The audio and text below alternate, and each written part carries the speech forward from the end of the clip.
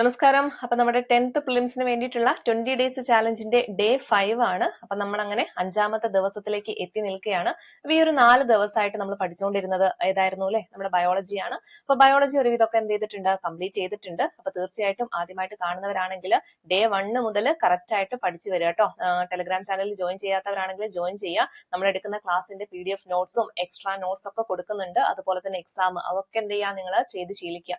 അതുപോലെ തന്നെ മാത്സിന്റെ questions explanation അടക്കം വരുന്ന ക്വസ്റ്റ്യൻസ് ഉണ്ട്. അപ്പൊ അതൊക്കെ നിങ്ങൾ എന്ത് ചെയ്യുക, പ്രാക്ടീസ് ചെയ്യുക. ഓക്കെ, അപ്പോൾ ഇന്ന് നമ്മൾ പഠിക്കാനായിട്ട് പോകുന്നത് മറ്റൊരു ടോപ്പിക് ആയിട്ടുള്ള ഫിസിക്സ് ആണ്. ഇന്നും നാളെയും കൂടി ചേർന്നിട്ട് നമുക്ക് ആ ഫിസിക്സ് എന്ന് പറയുന്ന ആ ഒരു ടോപ്പിക്സ് കവർ ചെയ്തെടുക്കാം കേട്ടോ.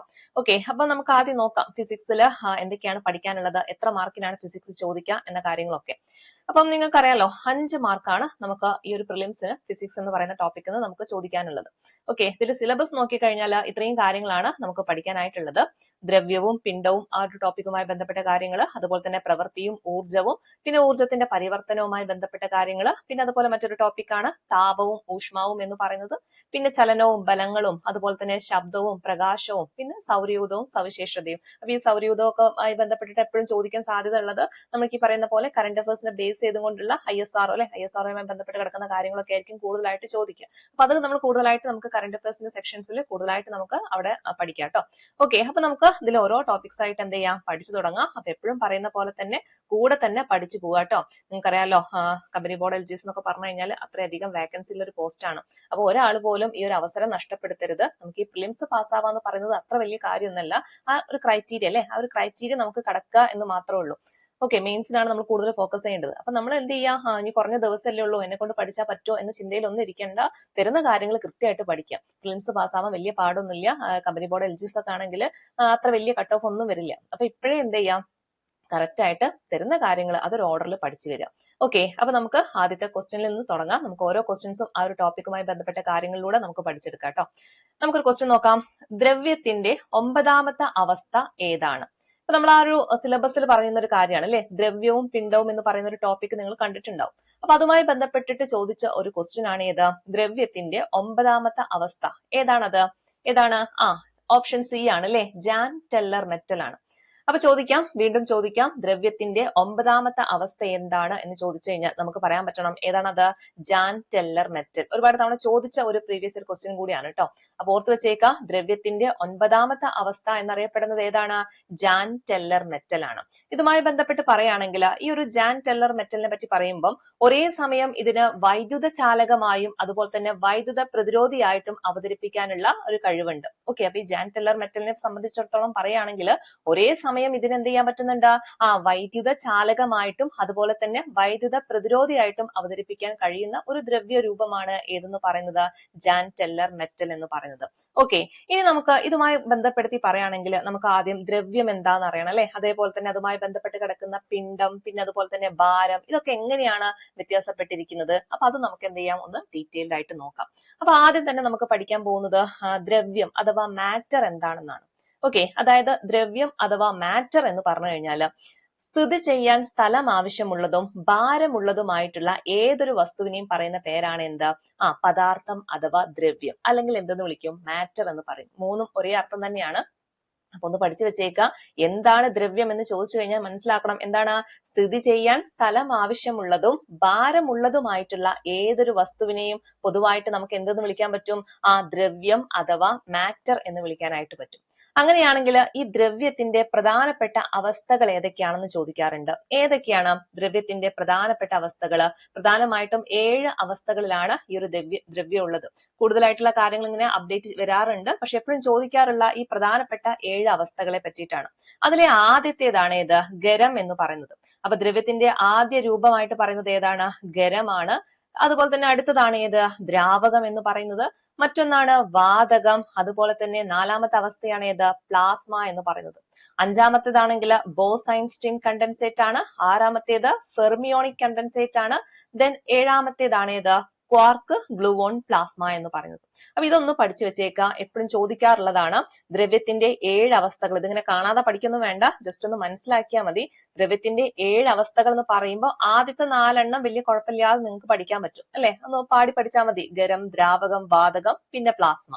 അതെപ്പോഴും ചോദിക്കുന്നതാണ് കേട്ടോ. 4ാമത്തെ അവസ്ഥ ഏതാന്ന് ചോദിക്കാറുണ്ട്. 4ാമത്തെ അവസ്ഥ ഏതാണ്, പ്ലാസ്മയാണ്. അപ്പൊ ഇത് നാലാമത്തേതാണെന്ന് അറിയണം അല്ലെ. അപ്പൊ എങ്ങനെയാണ്? ഖരം, ദ്രാവകം, വാതകം, അത് കഴിഞ്ഞിട്ടാണ് പ്ലാസ്മ വരുന്നത്.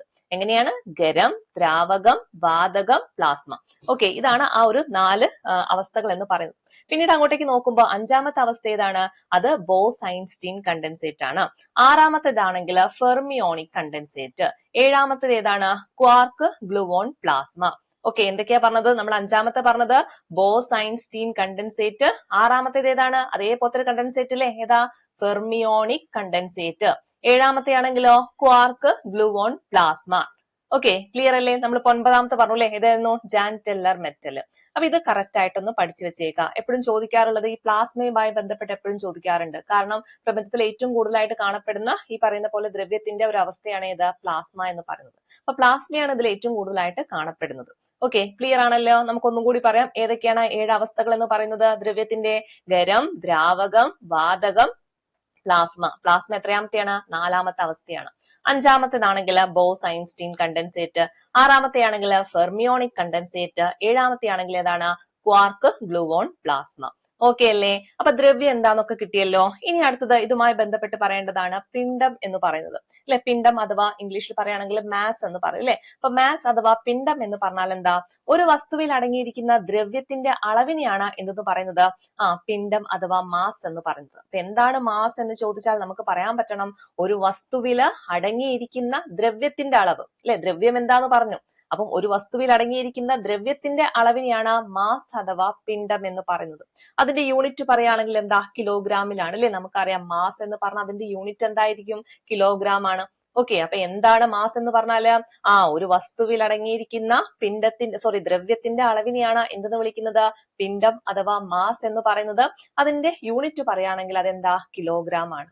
അങ്ങനെയാണെങ്കിൽ എന്താണ് ഭാരം അഥവാ വെയിറ്റ് അല്ലെ? എന്താണ് ഭാരം? നമ്മൾ വെയിറ്റിനെ എന്താന്ന് വിളിക്കുക? ഒരു വസ്തുവിനെ ഭൂമി അതിന്റെ കേന്ദ്രത്തിലേക്ക് ആകർഷിക്കുന്ന ഒരു ബലം, അതിനെയാണ് എന്തെന്ന് വിളിക്കുന്നത്? ആ വസ്തുവിന്റെ ഭാരം എന്ന് പറയുന്നത് അല്ലെ. അതായത് ഇപ്പൊ ഏതൊരു വസ്തു എടുത്തോട്ടെ, ആ വസ്തു എന്ത് ചെയ്യാണ്? അത് നമ്മുടെ ഭൂമിയുടെ അതിന്റെ കേന്ദ്രത്തിലോട്ടേക്ക് ആകർഷിക്കുന്ന ഒരു ബലം ഉണ്ട് അല്ലെ. ഓരോ വസ്തുവിനും വ്യത്യസ്തമായിട്ടുള്ള ഭാരമായിരിക്കും. അതെങ്ങനെയാണ്? ഭൂമി അതിനെങ്ങനെയാണോ ആകർഷിക്കുന്നത് അതിന്റെ അടിസ്ഥാനത്തിലായിരിക്കും, അല്ലെങ്കിൽ അവിടെ കൊടുക്കുന്ന ഒരു ബലത്തിന്റെ അടിസ്ഥാനത്തിലായിരിക്കും അതിന്റെ ഭാരം കണക്കാക്കുന്നത്. അപ്പൊ മനസ്സിലായല്ലോ എന്താണ് ഭാരം എന്ന് ചോദിച്ചാല് ഒരു വസ്തുവിനെ ഭൂമി അതിന്റെ കേന്ദ്രത്തിലേക്ക് ആകർഷിക്കുന്ന ബലമാണ് ആ വസ്തുവിന്റെ ഭാരം എന്ന് പറയുന്നത്. എന്താണ് ഭാരം? ഒരു വസ്തുവിനെ ഭൂമി അതിന്റെ കേന്ദ്രത്തിലേക്ക് ആകർഷിക്കുന്ന ബലം, ആ വസ്തുവിന്റെ ഭാരമായിട്ട് നമ്മൾ പറയുന്നത്. അങ്ങനെയാണെങ്കിൽ ഭാരത്തിന്റെ യൂണിറ്റ് ആയിട്ട് നമുക്ക് എന്ത് പറയാൻ പറ്റും? കിലോഗ്രാം ആണ് അല്ലെ. ഭാരത്തിന്റെ യൂണിറ്റ് ആയിട്ട് നമുക്ക് പറയാൻ പറ്റുന്നത് എന്താണ്? കിലോഗ്രാം ആണ്. ഓക്കെ, അതുപോലെ തന്നെ ന്യൂട്ടണും പറയാറുണ്ട്. അപ്പൊ ഏറ്റവും കൂടുതൽ ചോദിക്കുന്നത് കിലോഗ്രാം ആണ്. ഭാരത്തിന്റെ യൂണിറ്റ് ആയിട്ട് പറയുന്നത് ഏതാണ്? കിലോഗ്രാം ആണ്. അതുപോലെ ഇവിടുന്ന് എപ്പോഴും ചോദിക്കുന്ന ഒരു ക്വസ്റ്റ്യൻ ആണ്, ഭൂമിയുടെ എവിടെ വെക്കുമ്പോഴാണ് ഒരു വസ്തുവിന് ഏറ്റവും കൂടുതൽ ഭാരം അനുഭവപ്പെടുന്നത് എന്ന് ചോദിക്കാം. എവിടെ വെക്കുമ്പോഴാണ്? എപ്പോഴും ചോദിക്കുന്ന ഒരു ക്വസ്റ്റ്യൻ ആണ്. ഓർത്ത് വെച്ചേക്കണേ, ധ്രുവങ്ങളിലാണ് കേട്ടോ. അപ്പൊ ഭൂമിയുടെ ധ്രുവങ്ങളിൽ വെക്കുമ്പോഴാണ് ഒരു വസ്തുവിന്റെ ഭാരം ഏറ്റവും കൂടുതലായിട്ട് അനുഭവപ്പെടുന്നത്. അങ്ങനെയാണെങ്കിൽ പൂജ്യമാവുന്നതോ അല്ലെങ്കിൽ ഏറ്റവും കൂടുതൽ ഭാരം കുറവുള്ളത് എവിടെയാണെന്ന് ചോദിച്ചാലോ അത് ഭൂമിയുടെ കേന്ദ്രത്തിലാണ്. അപ്പൊ മനസ്സിലാക്കി വെക്കുക, ഭൂമിയുടെ കേന്ദ്രത്തിൽ വെച്ച് കഴിഞ്ഞാൽ വസ്തുവിന്റെ ഭാരം എന്തായിരിക്കും? പൂജ്യമായിരിക്കും. ചോദിക്കുന്നതാണ് കേട്ടോ. ഒരുപാട് തവണ റിപ്പീറ്റ് ചെയ്ത് വരുന്ന ഒരു ക്വസ്റ്റ്യൻ ആണ്. ഒരു വസ്തുവിന്റെ ഭാരം എവിടെ വെക്കുമ്പോഴാണ് അത് പൂജ്യമായിട്ട് വരുന്നത് എന്ന് ചോദിച്ചാൽ നമുക്ക് മനസ്സിലാക്കണം എവിടെയാണ്? ഭൂമിയുടെ കേന്ദ്രത്തിലാണ്. അപ്പൊ ഭൂമിയുടെ കേന്ദ്രത്തിൽ വെച്ച് കഴിഞ്ഞാലാണ് ആ വസ്തുവിന് ഭാരം പൂജ്യമായിട്ട് വരുന്നത്. എന്നാൽ ഏറ്റവും കൂടുതൽ ഭാരം അനുഭവപ്പെടുന്നത് എവിടെ നിന്നാണെന്ന് ചോദിച്ചു കഴിഞ്ഞാല് ഭൂമിയുടെ ധ്രുവങ്ങളിൽ വെക്കുമ്പോഴാണ്. ഓക്കെ, മനസ്സിലാക്കാം. ഭൂമിയുടെ ധ്രുവങ്ങളിൽ വെക്കുമ്പോഴാണ് ഒരു വസ്തുവിന് ഏറ്റവും കൂടുതൽ ഭാരം അനുഭവപ്പെടുന്നത്. എന്നാൽ ഭാരം 0 ആകുന്നത് എവിടെയാണെന്ന് ചോദിച്ചാൽ അത് ഭൂമിയുടെ കേന്ദ്രത്തിൽ വെക്കുമ്പോഴാണ്. ഓക്കെ അല്ലേ? ഇത്രയും കാര്യങ്ങൾ ക്ലിയർ അല്ലേ? ഇനി നമുക്ക് അടുത്ത ഒരു ക്വസ്റ്റ്യനിലേക്ക് കടക്കാം കേട്ടോ. അടുത്തൊരു ക്വസ്റ്റ്യൻ എന്ന് പറയുന്നത് പ്രവൃത്തിയുടെ അതേ യൂണിറ്റ് ഉപയോഗിക്കുന്ന അളവ് ചുവടെ കൊടുത്തിരിക്കുന്നവയിൽ നിന്ന് കണ്ടെത്തുക അല്ലെ. പ്രവൃത്തിയുടെ യൂണിറ്റ് എന്ന് പറഞ്ഞാൽ എന്താണ്? പ്രവൃത്തിയുടെ യൂണിറ്റ് ജൂള് നമ്മൾ പറയാറുണ്ട് അല്ലെ. അതേപോലെ തന്നെയാണ് ഊർജത്തിന്റെ യൂണിറ്റും എന്ന് പറയുന്നത് എന്ത് തന്നെയാണ്?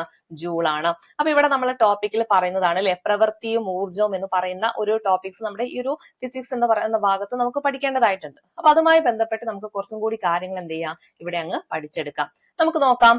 ആദ്യം പ്രവൃത്തിയാണ് അല്ലെ. പ്രവൃത്തി എന്ന് പറഞ്ഞു കഴിഞ്ഞാൽ എന്താണ് ഒരു വർക്ക് അല്ലെങ്കിൽ പ്രവൃത്തി എന്ന് പറഞ്ഞാല്, അതായത് ഒരു വസ്തുവില് ബലം പ്രയോഗിക്കുന്നതിന്റെ ഫലമായി ആ വസ്തുവിന് ബലം പ്രയോഗിച്ച ദിശയില് ഒരു സ്ഥാനാന്തരം ഉണ്ടാകുന്നുണ്ടെങ്കിൽ അവിടെ നമ്മളൊരു വർക്ക് അല്ലെങ്കിൽ ഒരു പ്രവൃത്തി ചെയ്തതായിട്ട് പറയാം അല്ലെ.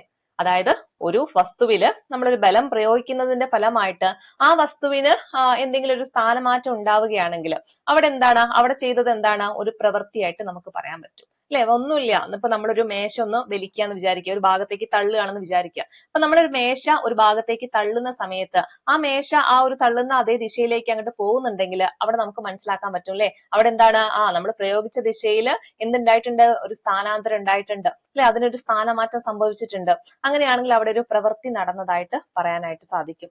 അങ്ങനെയാണെങ്കിൽ പ്രവൃത്തിയുടെ യൂണിറ്റ് എന്താണ്, പ്രവൃത്തിയുടെ യൂണിറ്റ് ന്യൂട്ടൺ മീറ്റർ പറയാറുണ്ട്. അതുപോലെ തന്നെ ഒന്നാണ് ജൂൾ എന്ന് പറയും. ഓക്കെ, ന്യൂട്ടൺ മീറ്ററും പറയാറുണ്ട്. അതുപോലെ തന്നെ മറ്റൊരു യൂണിറ്റ് ആണ് ഇത് ജൂൾ എന്ന് പറയുന്നത്. അപ്പൊ മനസ്സിലാക്കുക, പ്രവൃത്തിയുടെയും ഊർജത്തിന്റെയും ഒക്കെ യൂണിറ്റ് ആയിട്ട് പറയുന്നത് ഏതാണ്, ജൂൾ ആണ് കേട്ടോ. വളരെ ഇമ്പോർട്ടന്റ് ആണ്. പ്രവൃത്തിയുടെയും അതുപോലെ തന്നെ ഊർജത്തിന്റെയും ഒക്കെ യൂണിറ്റ് എന്ത് തന്നെയാണ്, ജൂൾ ആണ്. ഇനി ഇവിടെ നമുക്ക് മനസ്സിലാക്കേണ്ടത്, ഈ പ്രവൃത്തിയുമായി ബന്ധപ്പെട്ട് നമുക്കൊരു ഇക്വേഷൻ പഠിക്കേണ്ടതായിട്ടുണ്ട് അല്ലെ. അതായത് പ്രവൃത്തി അഥവാ വർക്ക് എന്ന് പറഞ്ഞു കഴിഞ്ഞാൽ എന്താ ശരിക്കും, എന്താണ്, എഫ് ഇൻറ്റു എസ് ആണ് അല്ലെ. എഫ് എന്ന് പറഞ്ഞാൽ അവിടെ എന്താണ്, നമ്മൾ അവിടെ കൊടുക്കുന്ന ഒരു ഫോഴ്സ് ആണ്. അതിന്റെ ഫലമായിട്ട് ആ ഒരു വസ്തുവിന് സ്ഥാനാന്തരം അല്ലെങ്കിൽ ഒരു സ്ഥാനമാറ്റം ഉണ്ടാവും അല്ലെ, എസ് എന്ന് പറയും. അതായത് എഫ് ഇൻറ്റു എസ്, അതാണ് ഇവിടെ എന്തെന്ന് പറയുന്നത്, പ്രവൃത്തി അഥവാ വർക്ക് എന്ന് പറയുന്നത്. അപ്പൊ ഒന്ന് മനസ്സിലാക്കുക, ഇങ്ങനെ ഇക്വേഷൻ ആയിട്ടൊന്നും ചോദിക്കില്ല, എന്നാലും എന്തെങ്കിലും ഒരു പ്രോബ്ലം ചോദിക്കുകയാണെങ്കിൽ നമുക്ക് ആ ഒരു ഇക്വേഷൻ മനസ്സിലാക്കണം. അതായത് വർക്ക് അഥവാ പ്രവൃത്തി എന്ന് പറഞ്ഞു കഴിഞ്ഞാൽ എന്താണ്, നമ്മൾ അവിടെ കൊടുക്കുന്ന ബലം, അതിന്റെ ഫലമായിട്ട് അതിനുണ്ടാകുന്ന സ്ഥാനാന്തരം, അതായത് W സമം എന്താണ്, എഫ് ഇൻറ്റു എസ്. എഫ് എന്ന് പറഞ്ഞാൽ എന്താ, നമ്മൾ കൊടുക്കുന്ന ബലമാണ്. അതുപോലെ എസ് എന്ന് പറഞ്ഞാൽ എന്താ, സ്ഥാനാന്തരമാണ് അല്ലെ. ആ ഒരു വസ്തുവിന് ഉണ്ടായിട്ടുള്ള ആ ഒരു സ്ഥാനമാറ്റം, ഇത് രണ്ടും കൂടി ചേരുമ്പോഴാണ് അവിടെ എന്തായിട്ട് നമ്മൾ പറയുന്നത്, പ്രവൃത്തിയായിട്ട് പറയുന്നത്. അതുപോലെ തന്നെ വേറൊരു ഇക്വേഷനും കൂടി ഉണ്ട്, W കാണാനായിട്ടുള്ള ഒരു ഇക്വേഷൻ ആണ് mgh. എന്താണ്, W അഥവാ വർക്ക് കാണാനുള്ള ഒരു ഇക്വേഷൻ ആണ് ഏതാ, mgh. അതായത് ഒരു വസ്തു ഉയർത്തുന്ന സമയത്ത് ഭൂഗുരുത്വ ബലത്തിന് എതിരായിട്ട് നടത്തുന്ന ഒരു പ്രവൃത്തി, അതിന്റെ അടിസ്ഥാനത്തിലാണ് നമ്മൾ വർക്കിനെ മറ്റൊരു ഇക്വേഷനിലൂടെ പറയുന്നത്. ഇവിടെ വർക്ക് എന്ന് പറഞ്ഞാൽ mgh ആയിരിക്കും. ഓക്കെ, അതായത് ഒരു വസ്തു ഉയർത്തുന്ന സമയത്ത് ഭൂഗുരുത്വ ബലത്തിനെതിരായിട്ട് നടത്തുന്ന പ്രവൃത്തിയാണ്. അങ്ങനെയാണെങ്കിൽ ഇവിടെ നമ്മൾ മനസ്സിലാക്കേണ്ടത് ജി എന്ന് പറഞ്ഞു കഴിഞ്ഞാൽ എന്താണ്, ജി എന്ന് പറഞ്ഞാൽ ഗ്രാവിറ്റിയാണ്, ഭൂഗുരുത്വ ത്വരണമാണ്. എം എന്ന് പറഞ്ഞാൽ എന്താണ്, ഇവിടെ മാസ് ആണ്. അതുപോലെ എച്ച് എന്ന് പറഞ്ഞു കഴിഞ്ഞാൽ ഉയരം അല്ലെ. നമ്മളിവിടെ എന്താ പറഞ്ഞത്, ഒരു വസ്തു ഉയർത്തുന്ന സമയത്താണ് അല്ലെ ഭൂഗുരുത്വ ബലത്തിനെതിരായിട്ടുള്ള പ്രവൃത്തിയെ പറ്റിയാണ് പറയുന്നത്. അപ്പൊ എത്ര മീറ്റർ ആണ് ഇവിടെ ഉയർത്തുന്നത്, ആ ഉയരമാണ് ഇവിടെ നമ്മൾ എച്ചിന്റെ സ്ഥാനത്ത് കൊടുക്കേണ്ടത്. അതുപോലെ തന്നെ ജി എന്ന് പറഞ്ഞാൽ എന്താണ്, ഭൂഗുരുത്വ ത്വരണത്തെ പറ്റിയിട്ടാണ് പറയുന്നത്. അത് എപ്പോഴും സെയിം ആയിരിക്കും. ഭൂഗുരുത്വ ത്വരണം എന്ന് പറഞ്ഞു കഴിഞ്ഞാൽ എത്രയാണ് വരുന്നത്, 9.8 മീറ്റർ പെർ സെക്കൻഡ് സ്ക്വയർ ആണ്. ഇതങ്ങ് കാണാതെ പഠിച്ചു വെച്ചേക്കാട്ടോ. ഇത് ഇതായിട്ട് തന്നെ ഇങ്ങനെ ചോദിക്കാറുണ്ട്. അതായത് ഭൂഗുരുത്വ ത്വരണം എത്രയാണെന്ന് ചോദിക്കാറുണ്ട്. എത്രയാണ്, 9.8 metre per second square. Okay, പിന്നെ എം എന്താന്ന് എല്ലാവർക്കും അറിയില്ലേ, എം എന്ന് പറഞ്ഞാൽ മാസ് ആണ്. ഓക്കെ, അപ്പൊ ഈ 3 കാര്യങ്ങൾ കൂടി ഗുണിക്കുന്ന സമയത്താണ് നമുക്കിവിടെ വർക്ക് കിട്ടുന്നത്. അപ്പൊ നമ്മൾ വർക്ക് അഥവാ പ്രവൃത്തിയുമായി ബന്ധപ്പെട്ട് 2 ഇക്വേഷൻ പഠിച്ചു. ഒന്നാമത്തേത് ഏതാണ്, W സമം എഫ് ഇൻറ്റു എസ് ആണ്. എഫ് എന്ന് പറഞ്ഞാൽ നമ്മൾ കൊടുക്കുന്ന ബലം അഥവാ ഫോഴ്സ് ആണ്. എസ് എന്ന് പറഞ്ഞാൽ സ്ഥാനാന്തരമാണ്. അപ്പൊ അതിലൂടെ കിട്ടുന്ന പ്രവൃത്തി അല്ലെ, അത് രണ്ടും കൂടി ഗുണിക്കുമ്പോൾ കിട്ടുന്നതാണ് പ്രവൃത്തി എന്ന് പറയുന്നത്. അതുപോലെ തന്നെ നമ്മൾ പ്രവൃത്തി കാണാനുള്ള മറ്റൊരു ഇക്വേഷൻ കൂടി പഠിച്ചു അല്ലെ. അതായത് ഒരു വസ്തു ഉയർത്തുന്ന സമയത്ത് ഭൂഗുരുത്വ ത്വരണത്തിനെതിരായിട്ട് നടത്തുന്ന ആ ഒരു പ്രവൃത്തി, അതിന്റെ അടിസ്ഥാനത്തിൽ നമ്മൾ എങ്ങനെയാണ് പ്രവൃത്തി കാണേണ്ടത് എന്ന് ചോദിച്ചാൽ W സമം mgh ആണ്. അവിടെ എം എന്ന് പറഞ്ഞാൽ എന്താണ്, ആ ഒരു വസ്തുവിന്റെ മാസ് ആണ്. നമ്മൾ ഏതൊരു വസ്തുവാണോ ഉയർത്തുന്നത് ആ വസ്തുവിന്റെ മാസ് ആണ് ഇവിടെ എം എന്ന് പറയുന്നത്. ജി എന്ന് പറഞ്ഞു കഴിഞ്ഞാൽ എന്താണ്, ഭൂഗുരുത്വ ത്വരണമാണ്. അത് സെയിം ആയിരിക്കും, അത് അങ്ങ് കാണാതെ പഠിക്കണം. എത്രയാണ്, 9.8 മീറ്റർ പെർ സെക്കൻഡ് സ്ക്വയർ ആണ്. ഇനി ഇവിടെ എച്ച് എന്ന് പറഞ്ഞാൽ നമ്മൾ എത്രയാണ് ഉയർത്തുന്നത് ആ വസ്തുവിനെ, അതിന്റെ ഉയരം, അതാണ് ഇവിടെ എച്ച് ആയിട്ട് എടുക്കേണ്ടത്. ഓക്കെ, ഇനി എന്തെങ്കിലും ഒരു പരീക്ഷയിൽ ഒരു ക്വസ്റ്റ്യന്, ഇങ്ങനെ ഒരു പ്രോബ്ലം ടൈപ്പിൽ ക്വസ്റ്റ്യൻ വരികയാണെങ്കിൽ അവിടെ നിങ്ങൾക്ക് മാസ്, ആ വസ്തുവിന്റെ മാസ് എത്രയാണ് തന്നിട്ടുണ്ടാവും. അതുപോലെ തന്നെ എത്രയാണ് അതിന്റെ ഉയരം തന്നിട്ടുണ്ടാവും. അവിടെ നമുക്ക് ജി നമുക്ക് തരൂല, പക്ഷെ നമുക്ക് അറിയാം ജി എന്ന് പറഞ്ഞാൽ എന്താണ്, 9.8 മീറ്റർ പെർ സെക്കൻഡ് സ്ക്വയർ ആണ്. അപ്പൊ നമുക്ക് അവിടെ പ്രവൃത്തി കാണാം അല്ലെ. എന്ത് ചെയ്താൽ മതി, ഇത് 3 അങ്ങ് ഗുണിച്ചാൽ മതി. അപ്പൊ അവിടെ എന്ത് കിട്ടും, പ്രവൃത്തി എന്ന് പറയുന്ന ആ ഒരു കാര്യം അവിടെ കിട്ടും. ഓക്കെ, ആ കാര്യങ്ങൾ അവിടെ മനസ്സിലാക്കുക. ഇനി പ്രവൃത്തിയുമായി ബന്ധപ്പെട്ട് 1-2 കാര്യങ്ങൾ കൂടി ഉണ്ട്. പ്രവൃത്തിയുമായി ബന്ധപ്പെട്ട് പറയുകയാണെങ്കിൽ പോസിറ്റീവ് പ്രവൃത്തിയുണ്ട്, അതുപോലെ തന്നെ നെഗറ്റീവ് പ്രവൃത്തിയുണ്ട്. അതായത് ഒരു പ്രവൃത്തി പോസിറ്റീവ് ആണോ നെഗറ്റീവ് ആണോ എന്നൊക്കെ തീരുമാനിക്കുന്നത് ചില കാര്യങ്ങൾ നോക്കിയിട്ടാണ്. ഇപ്പൊ എക്സാമ്പിൾ പറയുകയാണെങ്കിൽ ഇപ്പൊ നമ്മളൊരു തറയിൽ ഇരിക്കുന്ന ഒരു വസ്തു നമ്മൾ ഇങ്ങോട്ടേക്ക് വലിക്കുകയാണെന്ന് വിചാരിക്കുക. ഓക്കെ, അതായത് തറയിലിരിക്കുന്ന ഒരു വസ്തു എന്ത് ചെയ്യണം, ഇങ്ങോട്ടേക്ക് വലിക്കുന്ന സമയത്ത് ആ വസ്തുവിന് ഇങ്ങോട്ടേക്ക് ഒരു സ്ഥാനം അല്ലെങ്കിൽ ഒരു സ്ഥാനമാറ്റം ഉണ്ടാവുമല്ലോ. അപ്പൊ അവിടെ നമുക്ക് എന്ത് പറയാൻ പറ്റും, അവിടെ ആ ഒരു വസ്തുവിൽ ഉണ്ടായിട്ടുള്ള ഒരു എന്താ പറയാ പ്രവൃത്തി എന്ന് പറയുന്നത് എന്താ, പോസിറ്റീവ് ആയിട്ടുള്ള കാര്യമാണ് അല്ലെ. അതായത് നമ്മൾ ആ വലിക്കുന്ന സമയത്ത് ആ വസ്തു എന്ത് ചെയ്യുന്നുണ്ട്, നമ്മുടെ വലിക്കുന്ന ദിശയിലോട്ടേക്ക് പോരുന്നുണ്ട്. അപ്പൊ അത് നമ്മൾ ചെയ്യുന്ന ആ ഒരു ആക്ഷൻ അനുസരിച്ചിട്ട് അതെന്ത് ചെയ്യുന്നുണ്ട്, ഇങ്ങോട്ട് വരുന്നുണ്ടെങ്കിൽ അവിടെ എന്താണ്, അതൊരു പോസിറ്റീവ് ആയിട്ടുള്ള പ്രവൃത്തിയായിട്ട് പറയാൻ പറ്റും. എന്നാൽ തറയെ സംബന്ധിച്ചിടത്തോളം നോക്കുകയാണെങ്കിൽ തറയ്ക്ക് എന്താണ്, നമ്മൾ തറയിലിരിക്കുന്ന സാധനമാണ് വലിക്കുന്നത് അല്ലെ. അപ്പൊ തറയിൽ ഒരു ഘർഷണ ഫലം അവിടെ എന്തെങ്കിലും ഘർഷണ ബലം അവിടെ ഫീൽ ചെയ്യും. അതുകൊണ്ട് തന്നെ തറയിലിരിക്കുന്ന ആ ഒരു എന്താ പറയാ പ്രവൃത്തി എന്ന് പറഞ്ഞാൽ എന്തായിരിക്കും, നെഗറ്റീവ് ആയിരിക്കും. ഓക്കെ, ജസ്റ്റ് ഒന്ന് മനസ്സിലാക്കാം. ഇപ്പൊ ഒരു തറയില് ഒരു വസ്തു നമ്മൾ ഇങ്ങോട്ടേക്ക് വലിക്കുകയാണെന്ന് വിചാരിക്കുക, അവിടെ ഒരു പ്രവൃത്തി നമ്മൾ ചെയ്യുകയാണ്. ആ സമയത്ത് തറയിലിരിക്കുന്ന ഒരു വസ്തു ഇങ്ങോട്ടേക്ക് വലിക്കുന്ന സമയത്ത് ആ വസ്തു നമ്മൾ വലിക്കുന്ന ഭാഗത്തേക്ക് വരുന്നുണ്ടെങ്കിൽ അതെന്താണ്, അവിടെ ഒരു പോസിറ്റീവ് ആയിട്ടുള്ള പ്രവൃത്തിയാണെന്ന് പറയാം അല്ലെ. തറയെ സംബന്ധിച്ചിടത്തോളം നോക്കുകയാണെങ്കിൽ അവിടെ എന്താണ്, തറയെന്ന് വലിക്കല്ലേ, അപ്പൊ തറയിൽ ഒരു ഘർഷണം അവിടെ ഫീൽ ചെയ്യും അല്ലെ. അപ്പൊ അവിടെ എന്താ കൊടുക്കുന്നത്, അതൊരു നെഗറ്റീവ് ആയിട്ടുള്ള പ്രവൃത്തിയായിരിക്കും. ആ ഒരു കാര്യം അവിടെ മനസ്സിലാക്കുക. പ്രവൃത്തി എന്ന് പറയുമ്പോൾ പോസിറ്റീവ് ആയിട്ടുള്ളതും ഉണ്ട്, അതുപോലെ തന്നെ നെഗറ്റീവ് ആയിട്ടുള്ളതുണ്ട്. ഓക്കെ, ക്ലിയർ അല്ലേ. ഇനി നമ്മൾ അടുത്ത പഠിക്കുന്നത് ഊർജ്ജമാണ് അല്ലെ. നമ്മുടെ ടോപ്പിക്കിൽ പറയുന്നുണ്ട് പ്രവൃത്തി, ഊർജ്ജം, രണ്ട് ടോപ്പിക്കാണ് പറയുന്നത്. അവിടെ ഊർജ്ജം എന്ന് പറഞ്ഞാൽ എന്താ, ഊർജം അതായത് നമ്മൾ ഈ പറയുന്ന പ്രവൃത്തി ഉണ്ടല്ലോ, അത് ചെയ്യാനുള്ള നമ്മുടെ കഴിവിനെയാണ് എന്തെന്ന് വിളിക്കുന്നത്, ഊർജം എന്ന് വിളിക്കുന്നത്. ഓക്കെ, അപ്പം പ്രവൃത്തി ചെയ്യാനുള്ള കഴിവിനെ വിളിക്കുന്ന പേരാണ് എന്താ, ഊർജം എന്ന് പറയുന്നത്. അങ്ങനെയാണെങ്കിൽ എപ്പോഴും ചോദിക്കുന്ന ഒരു ക്വസ്റ്റ്യൻ ആണ്, ഊർജത്തിന്റെ യൂണിറ്റ് എന്ത് എന്ന് ചോദിക്കും. എന്താണ് ഊർജത്തിന്റെ യൂണിറ്റ് എന്ന് പറഞ്ഞാല്, അത് ജൂളാണ്. ഊർജത്തിന്റെ യൂണിറ്റ് എന്താണ്, ജൂളാണ്. എന്നാൽ ഊർജത്തിന്റെ CGS യൂണിറ്റ് എന്ത് എന്ന് ചോദിച്ചാൽ അതെന്താ, അത് എർഗാണ്. ഓക്കെ, അപ്പോൾ കൺഫ്യൂഷൻ വരേണ്ട. സാധാരണ നമ്മളിപ്പോ ഊർജത്തിന്റെ SI യൂണിറ്റിൽ പറയുകയാണെങ്കിൽ അതെന്താണ്, ജൂൾ ആണ് അല്ലെ. SI യൂണിറ്റ് സിസ്റ്റം ഇന്റർനാഷണൽ അവർ കൊടുത്തിട്ടുള്ള ഒരു യൂണിറ്റ് ഉണ്ട്. അതിൻ പ്രകാരം നോക്കുകയാണെങ്കിൽ ഊർജത്തിന്റെ യൂണിറ്റ് എന്ന് പറയുന്നത് ജൂൾ ആണ്.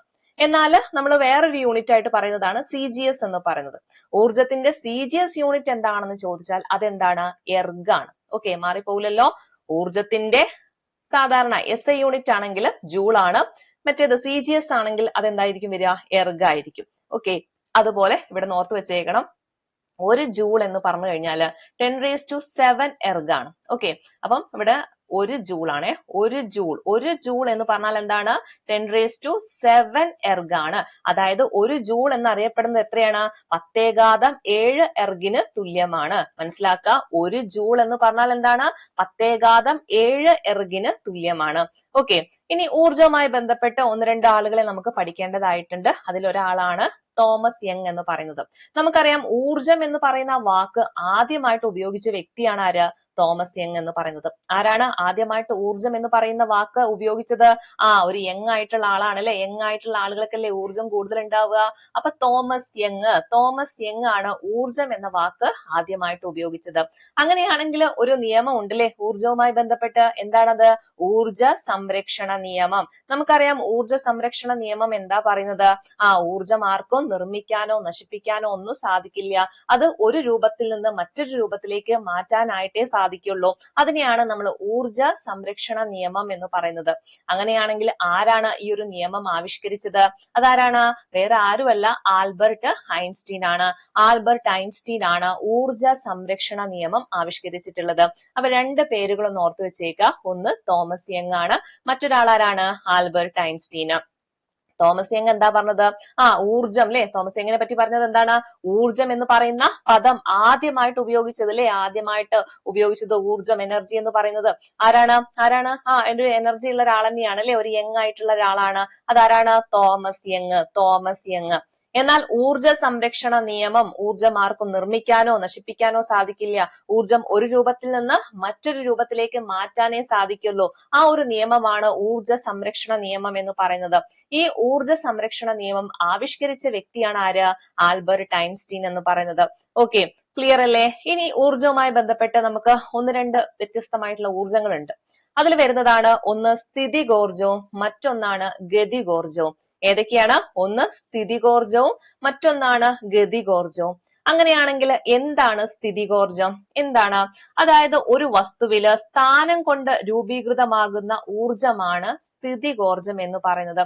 എന്താ പറഞ്ഞത്? ഒരു വസ്തുവിന് അതിന്റെ സ്ഥാനം കൊണ്ട് ഉണ്ടാക്കിയെടുക്കുന്ന ഊർജമാണെങ്കിൽ അതിനെ നമുക്ക് എന്ത് വിളിക്കാം? അതിന് സ്ഥിതികോർജം എന്ന് വിളിക്കാം. അല്ലെ, നമുക്കറിയാം ജലസംഭരണിയിലെ ജലം എന്തിനു ഉദാഹരണമാണ്?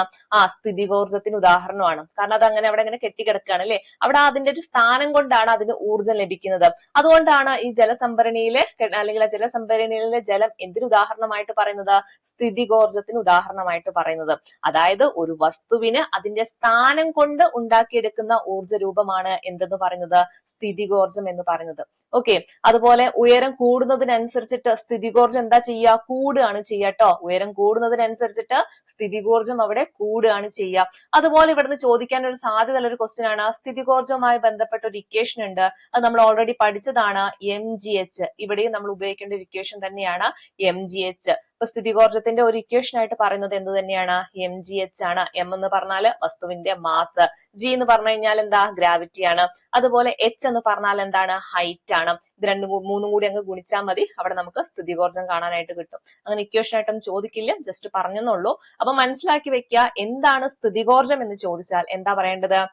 ഒരു വസ്തുവിന് സ്ഥാനം കൊണ്ട് രൂപീകൃതമാകുന്ന ഊർജമാണെങ്കിൽ അത് സ്ഥിതികോർജമാണ്. അങ്ങനെയാണെങ്കിൽ ഒരു വസ്തുവിന് ചലനം കൊണ്ട് രൂപീകരിക്കുന്ന ഊർജമാണെങ്കിൽ അതെന്തായിരിക്കും? അതാണ് ഗതികോർജം എന്ന് പറയുന്നത്. എന്താണ് അപ്പൊ ഗതികോർജം അഥവാ കൈനറ്റിക് എനർജി എന്ന് ചോദിച്ചാല്? ചലനം കൊണ്ട് ലഭ്യമാകുന്ന ഊർജം. മറ്റേതെന്തായിരുന്നു? ആ സ്ഥാനം കൊണ്ടാണ് അതിന് ലഭ്യമാകുന്നത്. ഇത് ചലിച്ചുകൊണ്ടിരിക്കുമ്പോൾ അതിന് കിട്ടുന്ന ആ ഒരു ഊർജം, അതിനെയാണ് നമ്മൾ എന്തെന്ന് വിളിക്കുന്നത്? ഗതികോർജം. എന്താണ്? ഗതികോർജം. ചലനം കൊണ്ട് ലഭ്യമാകുന്ന ഊർജമാണ് ഗതികോർജം എന്ന് പറയുന്നത്. എക്സാമ്പിൾ ആയിട്ട് പറയുകയാണെങ്കിൽ നമുക്ക് പറയാം, ഒഴുകുന്ന വെള്ളം അല്ലെ, അതെന്താ? ചലിച്ചുകൊണ്ടിരിക്കുകയാണ്. അതുപോലെ തന്നെ പായുന്ന ബുള്ളറ്റ്, അതും എന്താ? ചലിച്ചുകൊണ്ടിരിക്കുകയാണ് അല്ലെ. എപ്പോഴും നമ്മുടെ SCERT ടെക്സ്റ്റ് ബുക്കിൽ കൊടുക്കുന്ന എക്സാമ്പിൾ ആണ് ഒഴുകുന്ന വെള്ളം, അതുപോലെ തന്നെ പായുന്ന ബുള്ളറ്റ്, അതുപോലെ തന്നെ മുകളിൽ നിന്ന് താഴോട്ടേക്ക് വീഴുന്ന എന്തെങ്കിലും ഒരു വസ്തു. അതൊക്കെ എന്താണ്? അതൊക്കെ എന്താണ്? ചലിച്ചുകൊണ്ടിരിക്കുകയാണ് അല്ലെ. അപ്പൊ അങ്ങനെയുള്ള അല്ലെങ്കിൽ ആ ഒരു ചലനം കൊണ്ട് അതിന് കിട്ടുന്ന ഊർജമാണെങ്കിൽ അത് നമുക്ക് എന്ത് വിളിക്കാം? ഗതികോർജം എന്ന് വിളിക്കാം. അങ്ങനെയാണെങ്കിൽ ഇവിടെയും നമുക്കൊരു ഇക്വേഷൻ പഠിക്കേണ്ടതുണ്ട് അല്ലെ. നമ്മൾ സ്ഥിതികോർജത്തിന് പഠിച്ച ഇക്വേഷൻ എന്തായിരുന്നു? mgh ആണ്. അങ്ങനെയാണെങ്കിൽ ഗതികോർജത്തിന്റെ ഇക്വേഷൻ എന്താണ്? അത് ½ mv² ആണ്. അതൊക്കെ നമുക്ക് ഇങ്ങനെ പ്രോബ്ലം ആയിട്ടൊന്ന് ചോദ്യങ്ങൾ ഉണ്ടാവില്ല എന്ന് പ്രതീക്ഷിക്കാം. ഇൻ കേസ് ചോദിച്ചു കഴിഞ്ഞാൽ ഒന്ന് മനസ്സിലാക്കാൻ വേണ്ടിയിട്ടാണ്, ഒന്ന് ഓർത്ത് വെക്കുക കേട്ടോ. അപ്പം ഗതികോർജത്തിന്റെ ഇക്വേഷൻ എന്താണ്? ½ mv² ആണ്. ഇവിടെ നമുക്ക് അറിയാത്തത് എന്താ ഉള്ളത്? m അറിയാം അല്ലെ. m എന്ന് പറഞ്ഞാൽ മാസ് ആണ്. v എന്ന് പറഞ്ഞാൽ വെലോസിറ്റി അഥവാ പ്രവേഗമാണ്. അപ്പം ഈ പറയുന്ന പോലെ മാസിന് വെലോസിറ്റി കൊണ്ട് ഗുണിച്ചു കഴിഞ്ഞാൽ, അതിനെ 1/2 കൊണ്ട് ഗുണിച്ചു കഴിഞ്ഞാൽ നമുക്ക് കിട്ടുന്ന ഉത്തരം എന്തായിരിക്കും? ഈ പറയുന്ന ഗതികോർജാണ്. അപ്പൊ ഗതികോർജത്തിന്റെ ഇക്വേഷൻ എന്ന് പറഞ്ഞാൽ എന്താ? ½ mv² ആണ്. എന്താണ്? ½ mv². സ്ഥിതികോർജം ആണെങ്കിൽ mgh. അപ്പൊ സ്ഥാനം കൊണ്ട് കിട്ടുന്നതാണെങ്കിൽ അത് സ്ഥിതികോർജമാണ്. അതുപോലെ ഈ പറയുന്ന പോലെ ചലനം കൊണ്ട് ലഭ്യമാകുന്ന ഊർജമാണെങ്കിൽ അതെന്താണ്? ഗതികോർജമാണ്. ഓക്കെ, അതുപോലെ ഉയരം കൂടുന്നതിനനുസരിച്ചിട്ട് സ്ഥിതികോർജത്തിന് എന്ത് മാറ്റം ഉണ്ടാവുക? സ്ഥിതികോർജം കൂടുകയാണ് ചെയ്യുക. അതുപോലെ തന്നെ പ്രവേഗം ഇരട്ടിയായി കഴിഞ്ഞാല് ഗതികോർജം 4 മടങ്ങ് വർദ്ധിക്കും. ഒന്ന് ഓർത്ത് വെച്ചേക്കണേ, പ്രവേഗം ഇരട്ടിയാക്കി കഴിഞ്ഞാല് ഗതികോർജം എത്രയാണ്? 4 മടങ്ങായിട്ടാണ് വർദ്ധിക്കുക. അത് ഒരു മുന്നേ പരീക്ഷയിൽ ചോദിച്ചതാണ് കേട്ടോ, ഒന്ന് ഓർത്ത് വെക്കാം. ഇനി നമുക്ക് ഊർജവുമായി ബന്ധപ്പെട്ടിട്ട് എപ്പോഴും ചോദിക്കുന്ന 1-2 കാര്യങ്ങളുണ്ട്. അതിൽ ഒന്നാമത്തെ കാര്യമാണ് പുനഃസ്ഥാപിക്കാൻ പറ്റുന്ന ഊർജ്ജരൂപം ഏത്, അതുപോലെ പുനഃസ്ഥാപിക്കാൻ സാധ്യമല്ലാത്ത ഊർജ്ജരൂപം ഏത്. അല്ലെ, എല്ലാവർക്കും കിട്ടുന്നതാണ്, പക്ഷെ ചിലപ്പോഴെങ്കിലും കൺഫ്യൂഷൻ വരാറുണ്ട് അല്ലെ, അങ്ങോട്ടും ഇങ്ങോട്ടും മാറിപ്പോവും. അപ്പൊ ഒന്ന് ഓർത്ത് വെച്ചേക്കാം, ഇപ്പൊ തന്നെ മാറാതെ പഠിക്കാം. നമുക്ക് നോക്കാം, പുനഃസ്ഥാപിക്കാൻ പറ്റുന്ന ഊർജ്ജരൂപങ്ങൾ ഏതൊക്കെയാണെന്ന് ചോദിച്ചാൽ അത് ഏതൊക്കെയാണ്? സൗരോർജം, ബയോഗ്യാസ്, ജലം, ഓക്കെ, അതുപോലെ തന്നെ കാറ്റിൽ നിന്ന് കിട്ടുന്ന ഊർജം. ഇതൊക്കെ എന്താണ്? പുനഃസ്ഥാപിക്കാൻ പറ്റുന്ന ഊർജങ്ങളാണ് അല്ലെ. കാരണം അതെന്താ? അത് നമുക്ക് എത്ര കാലം വേണമെങ്കിലും യൂസ് ചെയ്യാൻ പറ്റും അല്ലെ. സൂര്യൻ ഉള്ളോടത്തോളം കാലം, ജലം ഉള്ളോടത്തോളം കാലം, കാറ്റുള്ളോടത്തോളം കാലം നമുക്ക് അതിൽ നിന്ന് കിട്ടുന്ന ഊർജവും കിട്ടിക്കൊണ്ടേയിരിക്കും. അപ്പൊ അങ്ങനെ പുനഃസ്ഥാപിക്കാൻ പറ്റുന്നത്, വീണ്ടും വീണ്ടും നമുക്കത് ഉപയോഗിക്കാൻ അല്ലെങ്കിൽ പുനഃസ്ഥാപിക്കാൻ പറ്റുന്ന ഊർജ രൂപങ്ങളാണ് എന്തിൽ പറയുന്നത്? പുനഃസ്ഥാപിക്കാൻ കഴിയുന്ന ഊർജ രൂപങ്ങൾ എന്ന് പറയുന്നത്. മാറിപ്പോവില്ലല്ലോ. പുനഃസ്ഥാപിക്കാൻ പറ്റുന്ന ഊർജ രൂപങ്ങൾ ഏതൊക്കെയാണ്? സൗരോർജം, ബയോഗ്യാസ്, ജലം, അതുപോലെ കാറ്റിൽ നിന്ന് കിട്ടുന്ന ഊർജം. അതൊക്കെയാണ് പുനഃസ്ഥാപിക്കാൻ പറ്റുന്ന ഊർജങ്ങൾ എന്ന് പറയുന്നത്. എന്നാൽ പുനഃസ്ഥാപിക്കാൻ സാധിക്കുമല്ലാത്ത ഊർജരൂപങ്ങളുണ്ട്. അത് ഏതൊക്കെയാണ്? അതാണ് നമ്മുടെ കൽക്കരി, പെട്രോളിയം, പ്രകൃതിവാതകം തുടങ്ങിയവയൊക്കെ വരുന്നത്.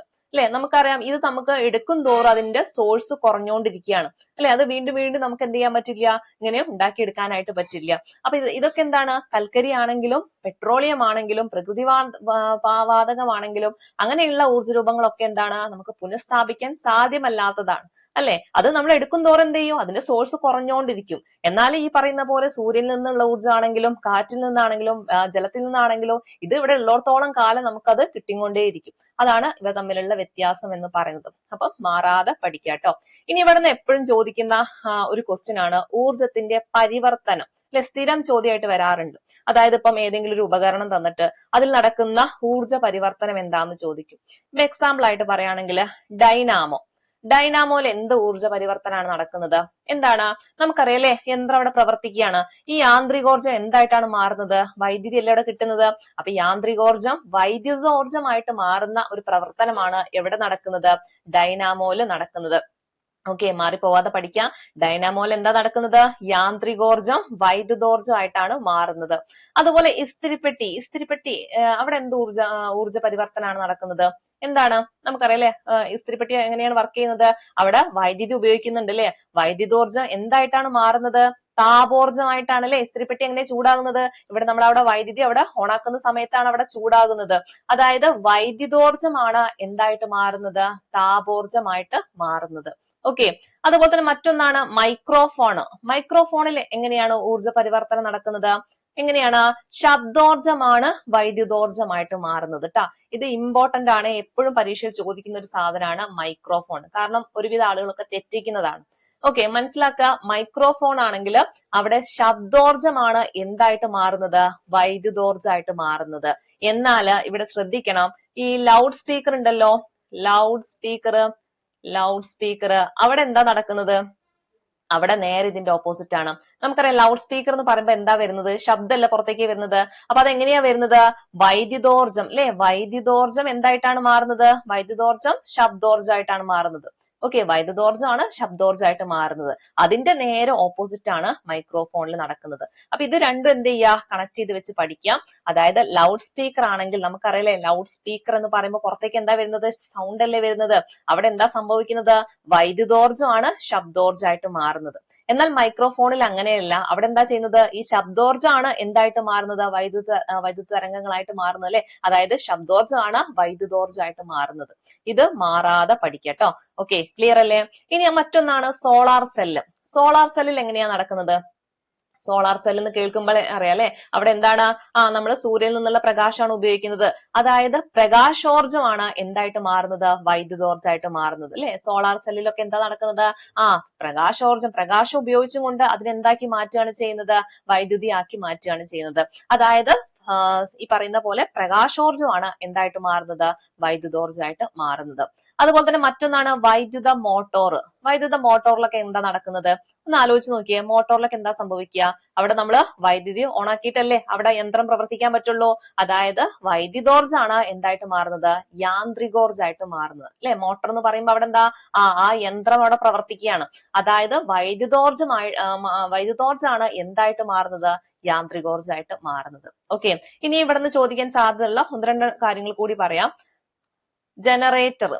ജനറേറ്ററിൽ എന്ത് ഊർജ പരിവർത്തനമാണ് നടക്കുന്നത്? എന്താണ്? ജനറേറ്ററിൽ യാന്ത്രികോർജമാണ് അല്ലെ? അവിടെ യന്ത്രമാണ് അവിടെ പ്രവർത്തിക്കുന്നത്. അപ്പൊ യാന്ത്രികോർജമാണ് എന്തായിട്ട് മാറുന്നത്? യാന്ത്രികോർജം എന്തായിട്ട് മാറുകയാണ് ചെയ്യുന്നത്? അത് വൈദ്യുതോർജമായിട്ട് മാറുക ചെയ്യുക. ഓക്കെ, വൈദ്യുതോർജമായിട്ട് മാറുകയാണ് ചെയ്യാട്ടോ. വൈദ്യുതോർജം മുഴുവനായിട്ട് എഴുതണില്ല. ഓക്കെ, അപ്പൊ ജനറേറ്ററിൽ എന്താ നടക്കുന്നത് വെച്ചാല് യാന്ത്രികോർജമാണ് എന്തായിട്ട് മാറുന്നത്? വൈദ്യുതോർജമായിട്ട് മാറുന്നത്. അതുപോലെ ബൾബിൽ എന്ത് മാറ്റാണ് സംഭവിക്കുന്നത്? ബൾബില് നമ്മൾ ഫാൻ പറഞ്ഞ പോലെ തന്നെ അല്ലെ, അവിടെ എന്താ ആദ്യം ഉപയോഗിക്കേണ്ടത്? വൈദ്യുതിയാണ് അല്ലെ? അപ്പൊ വൈദ്യുതോർജം എന്തായിട്ടാണ് മാറുന്നത്? വൈദ്യുതോർജം എന്തായിട്ടാ മാറുക? പ്രകാശോർജമായിട്ട് മാറുന്നുണ്ട് അല്ലെ? പ്രകാശോർജം ആവുന്നുണ്ട്. അതേ സമയം തന്നെ എന്താവുന്നുണ്ട്? താപോർജമായിട്ട് മാറുന്നുണ്ട്. ഓക്കെ, അപ്പൊ ബൾബിനെ സംബന്ധിച്ചിടത്തോളം അവിടെ വൈദ്യുതോർജം എന്തൊക്കെയായിട്ട് മാറുന്നുണ്ട്? പ്രകാശം കിട്ടുന്നുണ്ട്, അതേ സമയത്ത് അവിടെ താപവും പ്രൊഡ്യൂസ് ചെയ്യുന്നുണ്ട് അല്ലെ? അതായത് വൈദ്യുതോർജമാണ് പ്രകാശോർജമായിട്ടും താപോർജമായിട്ട് മാറുന്നത്. അതുപോലെ തന്നെ മറ്റൊന്ന് ഇമ്പോർട്ടന്റ് ആണ്, പ്രകാശ സംശ്ലേഷണം നടക്കുന്ന സമയത്ത് അവിടെ എന്താ സംഭവിക്കുന്നത്? എന്താണ്? പ്രകാശോർജ്ജമാണ് അല്ലെ. പ്രകാശോർജ്ജം എന്തായിട്ടാണ് മാറുക? രാസോർജ്ജമായിട്ട് മാറുകയാണ് ചെയ്യുക. രാസോർജ്ജമായിട്ട് മാറുകയാണ് ചെയ്യുക. ഓക്കെ, അപ്പൊ അത്രയും കാര്യങ്ങൾ എന്ത് ചെയ്യുക, അവിടെ ഓർത്ത് വെച്ചേക്കുക. ഒന്നും കൂടി ഞാൻ പറഞ്ഞുതരാം. ജനറേറ്ററിലാണെങ്കിൽ അവിടെ എന്താ സംഭവിക്കുന്നത്? എപ്പോഴും ചോദിക്കുന്നത് ഇതൊക്കെയാണ് കേട്ടോ. ജനറേറ്റർ, അതുപോലെ തന്നെ പ്രകാശ സംശ്ലേഷണം, മൈക്രോഫോണ്, ലൗഡ് സ്പീക്കർ. അത് കൃത്യമായിട്ട് പഠിക്കട്ടോ. ഞാൻ ഇതൊന്ന് മനസ്സിലാക്കാൻ വേണ്ടിയിട്ടാണ് കുറച്ച് എക്സാമ്പിൾ പറഞ്ഞിട്ടുള്ളത്. അപ്പം ഇതിൽ ഏറ്റവും കൂടുതൽ ചോദിച്ചിട്ടുള്ള ഈ 4 എണ്ണമാണ്. അപ്പൊ അത് കൃത്യമായിട്ട് പഠിക്കാം. അപ്പൊ നോക്കാം, ജനറേറ്ററിൽ നോക്കിയേ, ആലോചിച്ചേ, ജനറേറ്ററിൽ എന്താ സംഭവിക്കുന്നത്? അവിടെ യാന്ത്രികോർജ്ജം എന്തായിട്ട് മാറുകയാണ്? വൈദ്യുതോർജ്ജമായിട്ട് മാറുകയാണ്.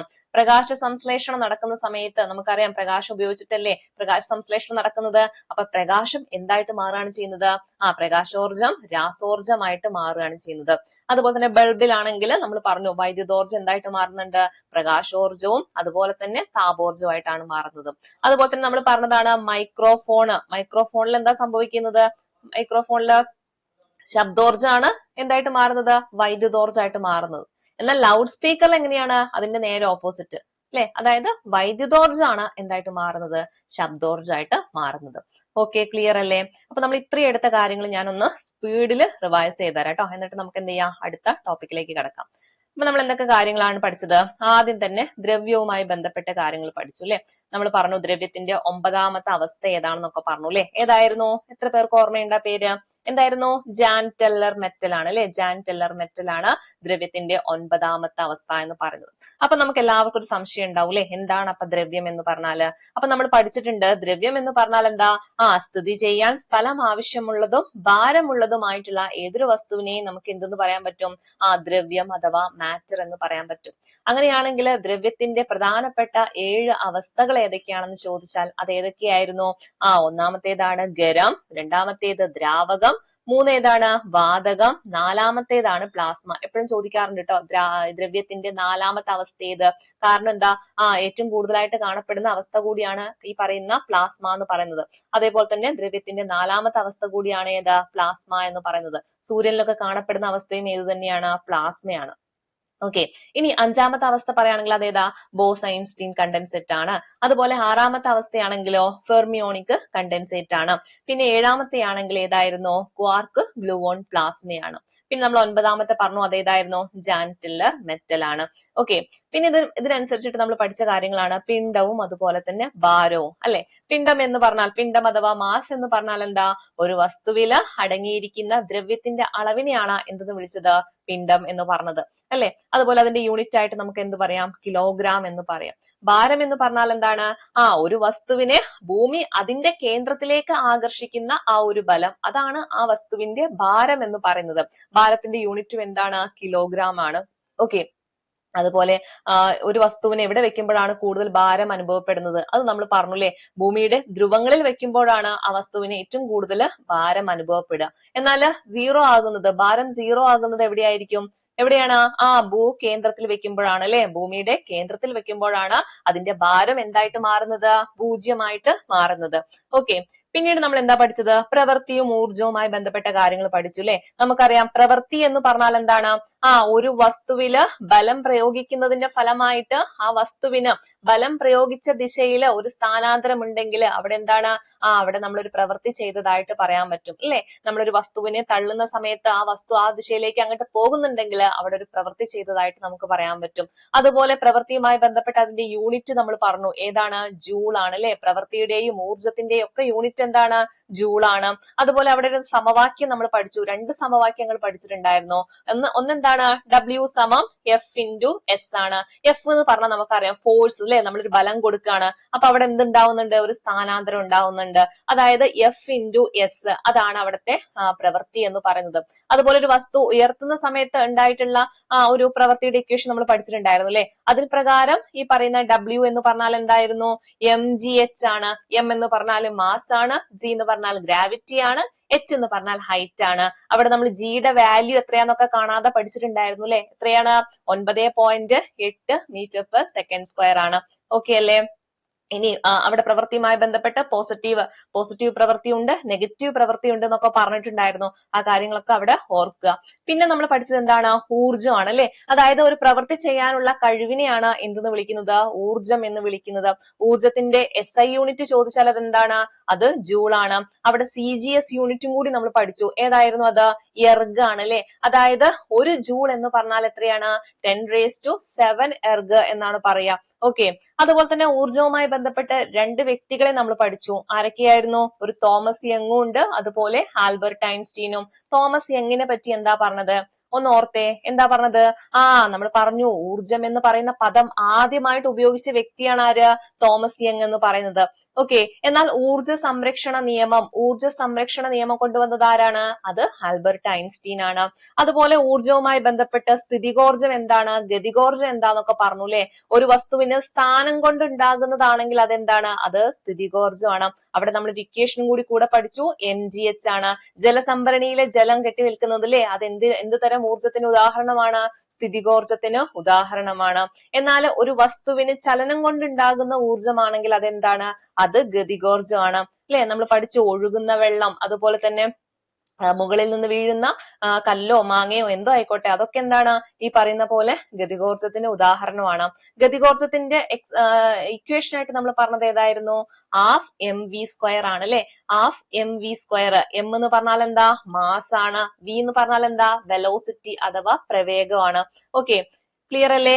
പിന്നെ നമ്മൾ എന്താ പറഞ്ഞത്? ഊർജ സ്രോതസ്സുകളെ പറ്റി പഠിച്ചു അല്ലെ. അതായത് പുനഃസ്ഥാപിക്കാൻ പറ്റുന്നതുണ്ട്, പുനഃസ്ഥാപിക്കാൻ പറ്റാത്തതുണ്ട്. പുനഃസ്ഥാപിക്കാൻ പറ്റുന്നത് ഏതൊക്കെയായിരുന്നു? സൗരോർജം, ബയോഗ്യാസ്, ജലം, അതൊക്കെ എന്താണ്? പുനഃസ്ഥാപിക്കാൻ പറ്റുന്നതാണ് അല്ലെ. പുനഃസ്ഥാപിക്കാൻ പറ്റാത്തതാണെങ്കിലോ നമ്മുടെ കൽക്കരി, പെട്രോളിയം, പ്രകൃതിവാതകം, അങ്ങനെയുള്ളതൊക്കെ എന്താണ്? പുനഃസ്ഥാപിക്കാൻ പറ്റാത്ത ഊർജ രൂപങ്ങളാണ്. പിന്നെ ഊർജത്തിന്റെ പരിവർത്തനത്തെ പറ്റി പറഞ്ഞു. എന്തൊക്കെയായിരുന്നു? ഏതൊക്കെയാണ്? ഞാൻ ഒന്ന് രണ്ടെണ്ണം ചോദിക്കാം. ഒന്ന്, ജനറേറ്റർ ആണെങ്കിൽ എന്താ ഊർജ പരിവർത്തനമാണ് നടക്കുന്നത്? ജനറേറ്റർ, അവിടെ യന്ത്രമാണ് പ്രവർത്തിക്കുന്നത് ആദ്യം അല്ലെ. അപ്പൊ യാന്ത്രികോർജം എന്തായിട്ടാണ് മാറുന്നത്? വൈദ്യുതോർജമായിട്ടാണ് മാറുന്നത്. അതുപോലെ മൈക്രോഫോൺ ആണെങ്കിലോ, മൈക്രോഫോണിൽ എന്താ സംഭവിക്കുന്നത്? ശബ്ദോർജമാണ് വൈദ്യുതോർജമായിട്ട് മാറുന്നത്. ലൗഡ് സ്പീക്കർ ആണെങ്കിൽ അവിടെ എന്ത് ചെയ്യാണ്? വൈദ്യുതോർജമാണ് ശബ്ദോർജമായിട്ട് മാറുന്നത്. പ്രകാശ സംശ്ലേഷണ സമയത്ത് അവിടെ എന്താ? പ്രകാശോർജമാണ് എന്തായിട്ട് മാറുന്നത്? രാസോർജമായിട്ട് മാറുന്നത്. ഓക്കെ, ക്ലിയർ അല്ലേ? ഇത്രയും എടുത്ത കാര്യങ്ങൾ ഓക്കെ അല്ലേ? ഇനി നമുക്ക് അടുത്ത ക്വസ്റ്റ്യനിലേക്ക് കടക്കാം. അടുത്ത ക്വസ്റ്റ്യൻ ചോദ്യം ഇതാണ്: ധവളപ്രകാശം അതിന്റെ ഘടകവർണ്ണങ്ങളായിട്ട് മാറുന്ന പ്രവർത്തനം, അതിനെ വിളിക്കുന്ന പേരെന്താണ്? ധവളപ്രകാശം അതിന്റെ ഘടകവർണ്ണങ്ങളായിട്ട് മാറുക, അതിനെയാണ് നമ്മൾ പ്രകീർണനം എന്ന് പറയുന്നത് അല്ലെ. നമ്മൾ ഈ പറയുന്ന പോലെ പ്രകാശം എന്ന് പറയുന്ന ഒരു ടോപ്പിക് നമുക്ക് പഠിക്കാനുണ്ട്. പ്രത്യേകിച്ച് പ്രകാശത്തിന്റെ പ്രതിഭാസങ്ങളെ പറ്റിയിട്ട് എപ്പോഴും ചോദ്യങ്ങളായിട്ട് വരാറുണ്ട്. അതിലൊന്നാണ് പ്രകാശ പ്രകീർണനം. നമ്മുടെ മഴവില്ലിന് കാരണമായിട്ടുള്ളത് ചോദിക്കാറുണ്ട്, പ്രകീർണനമാണ്. അതുപോലെ അപവർത്തനവും പറയാറുണ്ട് കേട്ടോ. മഴവില്ലിന്റെ കാരണമായിട്ട് ഏറ്റവും കൂടുതൽ ചോദിക്കാറുള്ളത് പ്രകീർണനാണ്. അപ്പം ഈ പറഞ്ഞ പോലെ പ്രകീർണനം എന്ന് പറഞ്ഞാൽ എന്താണ്? ഈ പറയുന്ന പോലെ ഘടകവർണ്ണങ്ങളായിട്ട് മാറും അല്ലെ. പ്രകാശം അതിന്റെ ഘടകവർണ്ണങ്ങളായിട്ട് മാറുന്ന പ്രതിഭാസമാണ് അല്ലെ. അങ്ങനെയാണെങ്കിൽ എന്താണ് ഈ ഘടകവർണ്ണങ്ങൾ എന്ന് പറഞ്ഞാല്? നമുക്കറിയാലേ, വിബ്ജിയോർ എന്ന് നമ്മൾ കണ്ടിട്ടുണ്ടാവും. വിബ്ജിയോർ അല്ലെ. വയലറ്റ്, മഴവില്ലിലെ നിറങ്ങളാണ്. Violet, indigo, blue, green, yellow, orange, red. അതായത് പ്രകാശത്തിന്റെ ഘടകവർണ്ണങ്ങളാണ് ഇവ അല്ലെ. അതെന്ത് ചെയ്യാണ്? ഈ ഒരു ധവളപ്രകാശം അതിന്റെ ഘടകവർണ്ണങ്ങളായിട്ട് മാറുകയാണ്. അതിനെയാണ് എന്തെന്ന് വിളിക്കുന്നത്? പ്രകീർണനം, പ്രകാശ പ്രകീർണനം എന്ന് പറയുന്നത്. ഓക്കെ, അപ്പൊ അതൊന്ന് ഓർത്തു വെച്ചേക്കാം. ഇനി ഇവിടുന്ന് ചോദിക്കുന്ന ഒന്നാണ് ഡിഫ്രാക്ഷൻ. എപ്പോഴും ചോദിക്കാറുണ്ട് ഡിഫ്രാക്ഷൻ. അതായത് നമ്മുടെ സൂര്യന് ചുറ്റും കാണുന്ന ആ ഒരു വലയം, അതേപോലെ തന്നെയാണ് സിഡിയിൽ കാണുന്ന മഴവില്ലിന്റെ പോലത്തെ നിറം അല്ലെ. ഇതിനൊക്കെ കാരണമായിട്ടുള്ള പ്രകാശത്തിന്റെ പ്രതിഭാസമാണ് ഏതെന്ന് പറയുന്നത്? ഡിഫ്രാക്ഷൻ എന്ന് പറയുന്നത്. ഓർത്തു വെച്ചേക്കണേ. രണ്ട് എക്സാമ്പിൾ ആണ് എപ്പോഴും ചോദിക്കാറുള്ളത്. ഒന്ന് സൂര്യന് ചുറ്റും കാണുന്ന വലയം, അതുപോലെ സിഡിയിൽ കാണുന്ന മഴവിൽ നിറം. നമുക്ക് സിഡി നോക്കിക്കഴിഞ്ഞാൽ ഒരു മഴവിൽ നിറം പോലെ പല നിറങ്ങൾ കാണുന്നുണ്ടല്ലോ. അതിനൊക്കെ കാരണമായിട്ടുള്ളത് പ്രകാശത്തിന്റെ ഏത് പ്രതിഭാസമാണ്? ഡിഫ്രാക്ഷൻ എന്ന് പറയുന്ന പ്രതിഭാസമാണ്. അപ്പൊ ഡിഫ്രാക്ഷനുമായി ബന്ധപ്പെട്ട് രണ്ട് കാര്യങ്ങൾ ഓർത്തു വെക്കണം: സൂര്യന് ചുറ്റുമുള്ള വലയവും അതുപോലെ തന്നെ സിഡിയിൽ കാണുന്ന മഴവിൽ നിറവും. ഇനി മറ്റൊന്നാണ് ഇന്റർഫറൻസ്. ഇന്റർഫറൻസ് എന്താണ്? എപ്പോഴും ചോദിക്കുന്നതാണ്. നമ്മുടെ സോപ്പ് കുമിളകളിലൊക്കെ കാണപ്പെടുന്ന ആ ഒരു പ്രകാശത്തിന്റെ പ്രതിഭാസം അല്ലെ. സോപ്പ് കുമിളകളിൽ നിങ്ങൾക്ക് നോക്കിയാൽ മനസ്സിലാക്കൂലെ, പല വർണ്ണങ്ങളിലായിട്ട് കാണപ്പെടുന്നുണ്ട്. അതെന്താണ്? ശരിക്കും പറഞ്ഞാൽ പ്രകാശത്തിന്റെ ഏത് പ്രതിഭാസമാണ് അവിടെ ഉപയോഗിക്കുന്നത്? അത് ഇന്റർഫറൻസ് ആണ്. എന്താണ് ഇന്റർഫറൻസ്. അതുപോലെ തന്നെ വെള്ളത്തിൽ ഇപ്പൊ എന്തെങ്കിലും ഒരു എണ്ണ കുറച്ച് പോയി കഴിഞ്ഞാൽ അവിടെ നിങ്ങൾക്കും കാണാൻ പറ്റും അല്ലെ, കുറച്ച് നിറത്തിൽ കാണാൻ പറ്റും. അതേപോലെ തന്നെയാണ് ഈ പറയുന്ന ഇന്റർഫറൻസിന്റെ ഒരു പ്രതിഭാസമായിട്ട് വരുന്നതാണ്.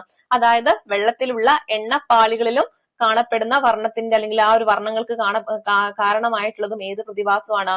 ഇന്റർഫറൻസ് ആണ്. ഓക്കെ, അപ്പൊ എന്തൊക്കെയാ പറഞ്ഞത്? സോപ്പ് കുമിളകളിൽ കാണപ്പെടുന്ന ആ ഒരു വർണ്ണരാജി, അതുപോലെ തന്നെ നമ്മൾ ഈ പറഞ്ഞ വെള്ളത്തില് വീണിട്ടുള്ള എണ്ണപ്പാളികളിൽ കാണപ്പെടുന്ന ആ ഒരു വർണ്ണരാജി, ഇതിനൊക്കെ കാരണം എന്താണ്?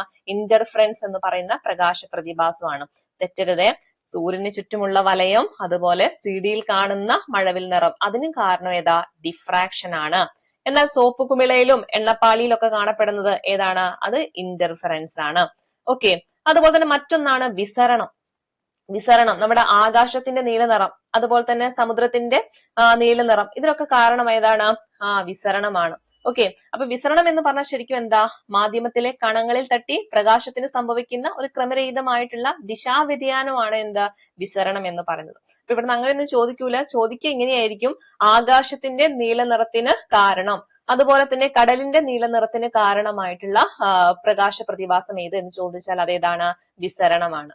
ഓക്കെ, ഇതുമായി ബന്ധപ്പെട്ട് എപ്പോഴും ചോദിക്കുന്ന ഒന്ന് രണ്ട് കാര്യങ്ങളുണ്ട്. അത് ഒന്നാമത്തേന്ന് പറഞ്ഞു കഴിഞ്ഞാല്, കടലിന്റെ നീലനിറത്തിന് ആ ഒരു നീലനിറം കിട്ടാനുള്ള ഒരു കാരണം വിശദീകരിച്ച ഒരു ശാസ്ത്രജ്ഞനുണ്ട്. അതാരാണെന്ന് അറിയോ? അദ്ദേഹമാണ് CV രാമൻ എന്ന് പറയുന്നത്. അപ്പൊ കടലിന്റെ നീലനിറത്തിന് വിശദീകരണം നൽകിയ ശാസ്ത്രജ്ഞനാണ് ആര്? CV രാമൻ. അങ്ങനെയാണെങ്കിൽ ആകാശത്തിന്റെ നീലനിറത്തിന് വിശദീകരണം നൽകിയ ശാസ്ത്രജ്ഞൻ ആരാണ്? അത് ലോർഡ് റെയ്ലി ആണ് കേട്ടോ. ആകാശത്തിന്റെ നീലനിറത്തിന് അല്ലെങ്കിൽ നീലനിറത്തിന്റെ ഉള്ള ഒരു വിശദീകരണം കൊടുത്ത ശാസ്ത്രജ്ഞൻ ആരാണ്? Lord Rayleigh. മാറാതെ പഠിക്കണേ. കടലിന്റെ നീലനിറം, കടല് ജസ്റ്റ് നിങ്ങൾ സി എന്ന് ആലോചിച്ചാൽ മതി, അപ്പൊ CV രാമൻ കിട്ടും. അപ്പൊ കടലിന്റെ നീലനിറത്തിനെ കുറിച്ചിട്ടുള്ള വിശദീകരണം നടത്തിയത് CV രാമനും, ആകാശത്തിന്റെ നീലനിറത്തിനുള്ള കാരണം വിശദീകരണമായിട്ട് പറഞ്ഞ വ്യക്തിയാണ് ലോർഡ് റെയ്ലിയും. ഓക്കെ, ക്ലിയർ അല്ലേ? ഇനി ഇവിടെ ചോദിക്കാൻ സാധ്യതയുള്ള ഒന്ന് രണ്ട് ക്വസ്റ്റ്യൻ കൂടിയുണ്ട്. അതായത് ഇപ്പം നമ്മൾ ഈ പറയുന്ന നിറങ്ങളുമായി ബന്ധപ്പെട്ട് പറയുകയാണെങ്കിൽ വിസരണം കൂടിയത് ഏതെന്ന് ചോദിക്കാറുണ്ട്, വിസരണം കുറഞ്ഞ നിറം ഏതെന്ന് ചോദിക്കാറുണ്ട്. ഓക്കെ, അങ്ങനെയാണെങ്കിൽ വിസരണ നിരക്ക് ഏറ്റവും കൂടിയ നിറം ഏതാണെന്ന് ചോദിച്ചാൽ വയലറ്റ് ആണ്. നമ്മൾ പഠിച്ചിട്ടുണ്ട് അല്ലെ, വിബ്ജിയോർ. മഴവില്ലിന്റെ നിറങ്ങൾ ഏതൊക്കെയാണ്? വിബ്ജിയോർ ആണ് അല്ലെ. Violet, indigo, blue, green, yellow, orange, red. ഇതിലെ വയലറ്റിനാണ് എന്ത് കൂടുതൽ? വിസരണ നിരക്ക് കൂടുതലുള്ളത്. അങ്ങനെയാണെങ്കിൽ വിസരണ നിരക്ക് കുറവ് ഏതിനായിരിക്കും? ഈ തറ്റത്തുള്ള റെഡിനായിരിക്കും. ഇവിടേക്ക് വരുമ്പോൾ എന്താണ്? വിസരണ നിരക്ക് കുറവായിരിക്കും. ഓക്കെ, അപ്പൊ വിസരണ നിരക്ക് കൂടുതലുള്ളത് ഏതിനാണെന്ന് ചോദിച്ചാൽ വയലറ്റിനാണ്. ഇവിടുന്ന് അങ്ങോട്ടേക്ക് ഇങ്ങനെ ഏറ്റവും കൂടുതൽ ഇതാണ് വയലറ്റ് ആണ്, അത് കഴിഞ്ഞിട്ട് ഇൻഡിഗോ ആണ്, പിന്നെ ബ്ലൂ ആണ്, ഗ്രീൻ ആണ്, അങ്ങനെ കുറഞ്ഞ് റെഡ്, ഈ പറയുന്ന പോലെ റെഡിലോട്ടേക്ക് എത്തും. ഓക്കെ, അപ്പൊ വിസരണ നിരക്ക് ഏറ്റവും കൂടുതൽ വയലറ്റും ഏറ്റവും കുറവ് ഏതിനാണെന്ന് ചോദിച്ചാൽ റെഡിനാണ്. എന്നാൽ ഇതിന്റെ നേരെ ഓപ്പോസിറ്റ് ആണ് തരംഗദൈർഘ്യം. തരംഗദൈർഘ്യം ഏതിനാണ് കൂടുതൽ എന്ന് ചോദിച്ചാൽ അത് ഏതിനാണ്? അത് റെഡിനാണ് കേട്ടോ. തരംഗദൈർഘ്യം ഏറ്റവും കൂടുതൽ ഏതിനാണെന്ന് ചോദിച്ചാൽ റെഡിനാണ്. തരംഗദൈർഘ്യം ഏറ്റവും കുറവ് ഏതിനാണെന്ന് ചോദിച്ചാൽ വയലറ്റിനും ആയിരിക്കും. അതായത് വിസരണത്തിന് നമ്മൾ പറയുന്നതിന്റെ നേരെ ഓപ്പോസിറ്റ് ആയിരിക്കും തരംഗദൈർഘ്യത്തിന്റെ കാര്യം പറയുമ്പോൾ. തരംഗദൈർഘ്യം കൂടുതലുള്ളത് റെഡും കുറവുള്ളത് വയലറ്റും ആയിരിക്കും. എന്നാൽ വിസരണം കൂടുതൽ വയലറ്റ്. അങ്ങനെ ആലോചിച്ചാൽ മതി. വിസരണം വയലറ്റ്. ഓക്കെ, ക്ലിയർ അല്ലേ? അതുപോലെ ഇനി പ്രകാശവുമായി ബന്ധപ്പെട്ടിട്ടുള്ള കുറച്ച് ബേസിക് ആയിട്ടുള്ള കാര്യങ്ങളാണ് നമ്മൾ നോക്കാനായിട്ട് പോകുന്നത്. അവിടെ എപ്പോഴും ചോദിക്കുന്ന ഒരു ക്വസ്റ്റ്യൻ ആണ്, പ്രകാശത്തെ കുറിച്ചുള്ള പഠനം എന്ത് പേരിലാണ് അറിയപ്പെടുന്നത്? ഓപ്റ്റിക്സ് ആണ് അല്ലെ. പ്രകാശത്തെ കുറിച്ചുള്ള പഠനം ഏത് പേരിലാണ് അറിയപ്പെടുന്നത്? ഓപ്റ്റിക്സ് ആണ്. അങ്ങനെയാണെങ്കിൽ സൂര്യപ്രകാശം ഭൂമിയിൽ എത്താൻ എടുക്കുന്ന സമയം എത്രയാണ്? സൂര്യപ്രകാശം ഭൂമിയിൽ എത്താൻ എടുക്കുന്ന സമയം എന്ന് പറയുന്നത് 8 മിനിറ്റും 20 സെക്കൻഡും ആണ്. മനസ്സിലാക്കി വെക്കുക. സൂര്യപ്രകാശം ഭൂമിയിൽ എത്താൻ എടുക്കുന്ന സമയം എന്ന് പറയുന്നത് 8 മിനിറ്റും 20 സെക്കൻഡും ആണ്. അങ്ങനെയാണെങ്കിൽ ചന്ദ്രപ്രകാശം ഭൂമിയിൽ എത്താൻ എടുക്കുന്ന സമയമാണെങ്കിലോ അത് 1.3 സെക്കൻഡ് ആണ് കേട്ടോ. 1 വേഗം എത്തും. 1.3 സെക്കൻഡ് കൊണ്ടാണ് ചന്ദ്രപ്രകാശം ഭൂമിയിൽ എത്തുന്നത്. എന്നാൽ സൂര്യപ്രകാശമാണെങ്കിൽ എത്രയാണ്? 8 മിനിറ്റ് എടുക്കുന്നുണ്ട് അല്ലെ. 8 മിനിറ്റും 20 സെക്കൻഡും ആണ്. പഠിച്ചു വെച്ചേക്കാം. സൂര്യപ്രകാശം ഭൂമിയിൽ എത്താൻ എടുക്കുന്ന സമയം എന്ന് പറയുന്നത് 8 മിനിറ്റ് 20 സെക്കൻഡ്. ചന്ദ്രപ്രകാശം ഭൂമിയിൽ എത്താൻ എടുക്കുന്ന സമയം എന്ന് പറയുന്നത് 1.3 സെക്കൻഡ് ആണ്. അതുപോലെ പ്രകാശവുമായി ബന്ധപ്പെട്ട് പറയുന്ന ഒരു ക്വസ്റ്റ്യൻ ആണ്, പ്രകാശം എന്ന് പറയുന്നത് അനുപ്രസ്ഥ തരംഗത്തിന് ഉദാഹരണമാണ്. ഒന്ന് ഓർത്തു വെച്ചേക്കണേ. പ്രകാശം എന്ന് പറയുന്നത് ഏത് തരം തരംഗത്തിന് ഉദാഹരണമാണ്? അനുപ്രസ്ഥ തരംഗത്തിന് ഉദാഹരണമാണ്. ശബ്ദമാണെങ്കിൽ അതെന്താ? അനുദൈർഘ്യ തരംഗത്തിന് ഉദാഹരണമാണ്. മാറിപ്പോകൂല. കാരണം എന്താ? അനുപ്രസ്ഥ അവിടെ പാണ്ടല്ലോ, അപ്പൊ പ്രകാശമായിട്ട് ഓർത്ത് വെച്ചാൽ മതി. അപ്പൊ പ്രകാശം എന്ന് പറയുന്നത് അനുപ്രസ്ഥ തരംഗം. ശബ്ദം എന്ന് പറഞ്ഞാൽ അനുദൈർഘ്യ തരംഗമാണ്. ഓക്കെ. അതുപോലെ തന്നെ പ്രകാശവുമായി ബന്ധപ്പെട്ട് പറയുകയാണെങ്കിൽ പ്രകാശത്തിന് സഞ്ചരിക്കാൻ അങ്ങനെ മാധ്യമത്തിന്റെ ആവശ്യമൊന്നുമില്ല അല്ലെ. നമുക്കറിയാം പ്രകാശം എന്ത് ചെയ്യുന്നുണ്ട്? ശൂന്യതയിലൂടെ ഒക്കെ സഞ്ചരിക്കുന്നുണ്ട്. കാരണം എന്താ? പ്രകാശം എന്ന് പറഞ്ഞു കഴിഞ്ഞാൽ ഏറ്റവും കൂടുതൽ വേഗത്തിൽ തന്നെ സഞ്ചരിക്കുന്നത് എവിടെയാണ്? ഈ പറയുന്ന ശൂന്യതയിലാണ്. ഓക്കെ. അതുപോലെ പ്രകാശത്തിന്റെ സാന്ദ്രത എവിടെയാണ് കുറവ് എന്ന് ചോദിച്ചാൽ അതെവിടെയാണ്? അത് ശൂന്യതയിലാണ്. അപ്പൊ നിങ്ങൾ ഇവിടെ മനസ്സിലാക്കേണ്ട കാര്യം എന്താണ് പ്രകാശ സാന്ദ്രത എന്നറിയണം അല്ലെ. പ്രകാശിക സാന്ദ്രത എന്താണെന്ന് അറിയണം. അതായത് പ്രകാശം ഒരു മാധ്യമത്തിലൂടെ കടന്നു പോകുമ്പോൾ ആ മാധ്യമം അതിന്റെ വേഗതയെ എത്രത്തോളം സ്വാധീനിക്കുന്നു എന്നതിനെയാണ് നമ്മൾ എന്തെന്ന് വിളിക്കുന്നത്? അതിന്റെ പ്രകാശിക സാന്ദ്രത എന്ന് പറയുന്നത്. അതായത് ഒരു ഈ പറഞ്ഞ പോലെ പ്രകാശത്തിന് വേഗത കൂടുതലാണെങ്കിൽ അവിടെ പ്രകാശിക സാന്ദ്രത എന്തായിരിക്കും? കുറവായിരിക്കും. ഓക്കെ. നേരെ ഓപ്പോസിറ്റ് ആണ്. അതായത് പ്രകാശത്തിന്റെ വേഗത കൂടിക്കഴിഞ്ഞാൽ അവിടെ പ്രകാശിക സാന്ദ്രത അതിന് കുറവാണെന്ന് മനസ്സിലാക്കാൻ പറ്റും.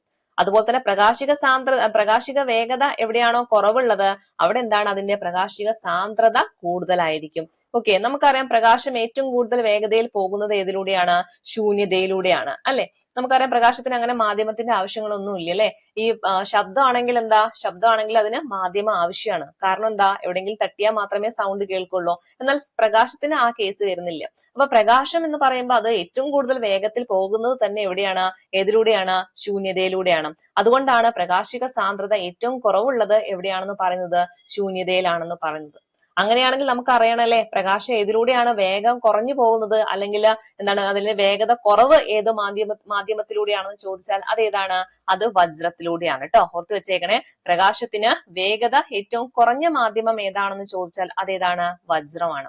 അപ്പൊ തന്നെ നമുക്ക് പറയാൻ പറ്റൂലേ അവിടെ എന്തായിരിക്കും? പ്രകാശിക സാന്ദ്രത കൂടുതലായിരിക്കും. മനസ്സിലാക്കുക, വേഗത കൂടുന്ന സ്ഥലത്ത് സാന്ദ്രത കുറവായിരിക്കും. വേഗത കുറവാണെങ്കിൽ സാന്ദ്രത കൂടുതലായിരിക്കും. അപ്പൊ പ്രകാശത്തിന് വേഗത കൂടുതൽ ശൂന്യതയിലാണ്, അവിടെ പ്രകാശിക സാന്ദ്രത കുറവായിരിക്കും. പ്രകാശത്തിന് വേഗത കുറവുള്ളത് വജ്രത്തിലാണ്, അവിടെ പ്രകാശിക സാന്ദ്രത വജ്രത്തിൽ കൂടുതലായിരിക്കും. ഓക്കെ അല്ലേ? ആ കാര്യം അവിടെ ഓർത്തു വെച്ചേക്കുക. ഈ ഒരു ഓർഡർ ഒന്ന് മനസ്സിലുണ്ടായാൽ മതി. അതായത് വജ്രത്തിനാണ് പ്രകാശിക സാന്ദ്രത കൂടുതലുള്ളത്. അത് കഴിഞ്ഞിട്ട് ഗ്ലാസ് ആണ് വരുന്നത്. അത് കഴിഞ്ഞ് ജലമാണ്, പിന്നെയാണ് വായു വരുന്നത്. അതായത് ഇവിടുന്ന് ഇങ്ങോട്ടേക്ക് നോക്കുമ്പോൾ പ്രകാശത്തിന്റെ വേഗതയുടെ അടിസ്ഥാനമാണ്. ഏറ്റവും കൂടുതൽ പ്രകാശത്തിന് വേഗത ഉള്ളത് വായുവിലൂടെയാണ്. അത് കഴിഞ്ഞ ജലമാണ്, പിന്നെയാണ് ഗ്ലാസ്, പിന്നെയാണ് വജ്രം. ഓക്കെ. ഈ ഒരു ഓർഡർ ആണ്. അതായത് വേഗതയും സാന്ദ്രതയും തമ്മിൽ ഓപ്പോസിറ്റ് ആയിട്ടാണ് കണക്ട് ചെയ്ത് കിടക്കുന്നത്. അത് മനസ്സിലാക്കുക കേട്ടോ. ഒരു പരീക്ഷയിൽ ഇങ്ങനെ ഒരു ഓർഡർ ചോദിച്ചിട്ടുണ്ടായിരുന്നു. അപ്പൊ ഇതൊന്നും മനസ്സിലാക്കി വെച്ചേക്കാം. ഓക്കെ. ക്ലിയർ അല്ലേ? ഇനി നമുക്ക് അടുത്ത ഭാഗത്തിലോട്ടേക്ക് പോകാം. പ്രകാശവുമായി ബന്ധപ്പെട്ടിട്ട് ചോദിക്കുന്ന ഒരു ക്വസ്റ്റ്യൻ ആണ് പ്രകാശത്തിന്റെ പ്രതിപതനം. അവിടെ നമ്മൾ ഈ പതന കോണും പ്രതിപതന കോണും സ്ഥിരമായിട്ട് ചോദിക്കാറുണ്ട്. ഓക്കെ. അപ്പൊ നമുക്ക് നോക്കാം എന്താണ് പ്രകാശത്തിന്റെ പ്രതിപതനം അഥവാ റിഫ്ലക്ഷൻ എന്ന് പറഞ്ഞാല്. എന്താണ് റിഫ്ലക്ഷൻ എന്ന് പറഞ്ഞാല്? അതായത് പ്രകാശം വസ്തുക്കളിൽ തട്ടിയിട്ട് തിരിച്ചു വരുന്ന ആ ഒരു പ്രതിഭാസത്തെയാണ് എന്തെന്ന് വിളിക്കുന്നത്? ആ പ്രകാശത്തിന്റെ പ്രതിപതനം എന്ന് പറയുന്നത് അല്ലെ. നമുക്കറിയാവുന്ന കാര്യമാണ്. പ്രകാശം എവിടെയെങ്കിലും പോയി തട്ടിയിട്ട് അത് എന്ത് ചെയ്യുക? റിഫ്ലക്ട് ചെയ്ത് വരിക, തിരിച്ചു വരിക. അതിനെയാണ് നമ്മൾ എന്തെന്ന് പറയുന്നത്? പ്രകാശത്തിന്റെ പ്രതിപതനം എന്ന് പറയുന്നത്. ഇപ്പൊ ഇവിടെ നിങ്ങൾക്ക് ഒരു ചിത്രം കാണുന്നുണ്ടാവും. അതായത് ഇവിടെ ഒരു പ്രകാശരശ്മി ഇങ്ങോട്ടേക്ക് വരികയാണ് അല്ലെ. പ്രകാശരശ്മി ഒരു ദർപ്പണത്തിൽ വന്ന് പതിക്കുകയാണ്. അപ്പൊ ഇങ്ങനെ വന്ന് പതിക്കുന്ന ആ ഒരു രശ്മിയെ നമുക്ക് എന്ത് വിളിക്കാം? പതന രശ്മി എന്ന് വിളിക്കാം. ഓക്കെ. അപ്പൊ പ്രകാശരശ്മി എന്ത് ചെയ്യാണ്? ഒരു പ്രതലത്തിലേക്ക്, ഒരു സമതല ദർപ്പണത്തിലേക്ക് വന്നിട്ട് പതിക്കുകയാണ്. അപ്പൊ ഇവിടുന്ന് പതിച്ചു കഴിഞ്ഞാൽ തീർച്ചയായിട്ടും അതെന്ത് ചെയ്യും? പ്രതിപതിച്ചിട്ട് അങ്ങോട്ട് പോകൂലേ. അപ്പൊ ഇവിടുന്ന് പതിച്ചിട്ട് അത് നേരെ എന്ത് ചെയ്യുന്നുണ്ട്? പ്രതിപതിച്ചിട്ട് അങ്ങോട്ടേക്ക് പോകുന്നുണ്ട്. അപ്പൊ അതിനെ നമുക്ക് എന്ത് വിളിക്കാം? പ്രതിപതന രശ്മി എന്ന് വിളിക്കാം അല്ലെ. പതിക്കുന്ന സമയത്ത് അത് പതന രശ്മി, പ്രതിഫലിച്ചിട്ട് അങ്ങോട്ട് പോകുമ്പോൾ അതെന്തായി? പ്രതിപതന രശ്മിയായി. അപ്പൊ ഇവിടുന്ന് ജോയിൻ ചെയ്യുന്ന ഈ ഒരു ഭാഗത്തുനിന്ന് നമ്മളൊരു ലംബം ഇങ്ങോട്ടേക്ക് വരച്ചു കഴിഞ്ഞാല് നമുക്ക് ഇവിടെ രണ്ട് കോണുകൾ കിട്ടും അല്ലെ. ഇവിടെ ഒന്നും കിട്ടും, ഇവിടെ ഒന്നും കിട്ടും.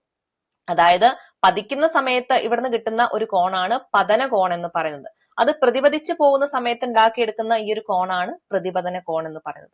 അപ്പൊ ഇവിടെ നിങ്ങൾക്ക് നോക്കിയാൽ മനസ്സിലാവും ഇത് രണ്ടും എന്താ അല്ലെ, ഒരേ അളവിലാണ് കാണപ്പെടാനായിട്ട് സാധിക്കുക. അതായത് ഒന്നുമില്ല, ഈ പറയുന്ന പോലെ പതന കോണും പ്രതിപതന കോണും എന്തായിരിക്കും? തുല്യമായിരിക്കും. അപ്പൊ എപ്പോഴും പരീക്ഷയിൽ ചോദ്യമായിട്ട് വരാറുണ്ട്. ഈ ഒരു പറയുന്ന പോലെ ഒരു കാര്യങ്ങളൊക്കെ തന്നിട്ട് അവിടെ പതന കോണ എന്ന് പറഞ്ഞുകൊണ്ട് ഒരു 40 ഡിഗ്രിയോ അല്ലെങ്കിൽ 30 ഡിഗ്രിയോ അല്ലെങ്കിൽ 20 ഡിഗ്രിയോ എന്നൊക്കെ തരും. എന്നിട്ട് ചോദ്യം എങ്ങനെയായിരിക്കും? ഇതിലെ പ്രതിപതന കോൺ എത്രയാണെന്ന് ചോദിക്കും. അപ്പൊ ഇവിടെ മനസ്സിലാക്കുക, പതന കോണും പ്രതിപതന കോണും എന്തായിരിക്കും? തുല്യമായിരിക്കും. ഒരുപാട് തവണ ചോദിച്ചൊരു ക്വസ്റ്റ്യൻ ആണ്. മനസ്സിലാക്കുക, പതന കോണം 30 ഡിഗ്രി ആണെങ്കിൽ പ്രതിപതന കോണും എത്ര തന്നെയായിരിക്കും? 30 ഡിഗ്രി ആയിരിക്കും. പതന കോണം 45 ഡിഗ്രി ആണെങ്കിൽ അവിടെ പ്രതിപതന കോണും എന്ത് തന്നെയായിരിക്കും? 45 ഡിഗ്രി തന്നെയായിരിക്കും. ഓക്കെ, അപ്പൊ ഇവിടെ മനസ്സിലാക്കുക, ഇവിടെ എന്താണ് പതന കോൺ എന്ന് കൃത്യമായിട്ട് പറയുന്നുണ്ട്.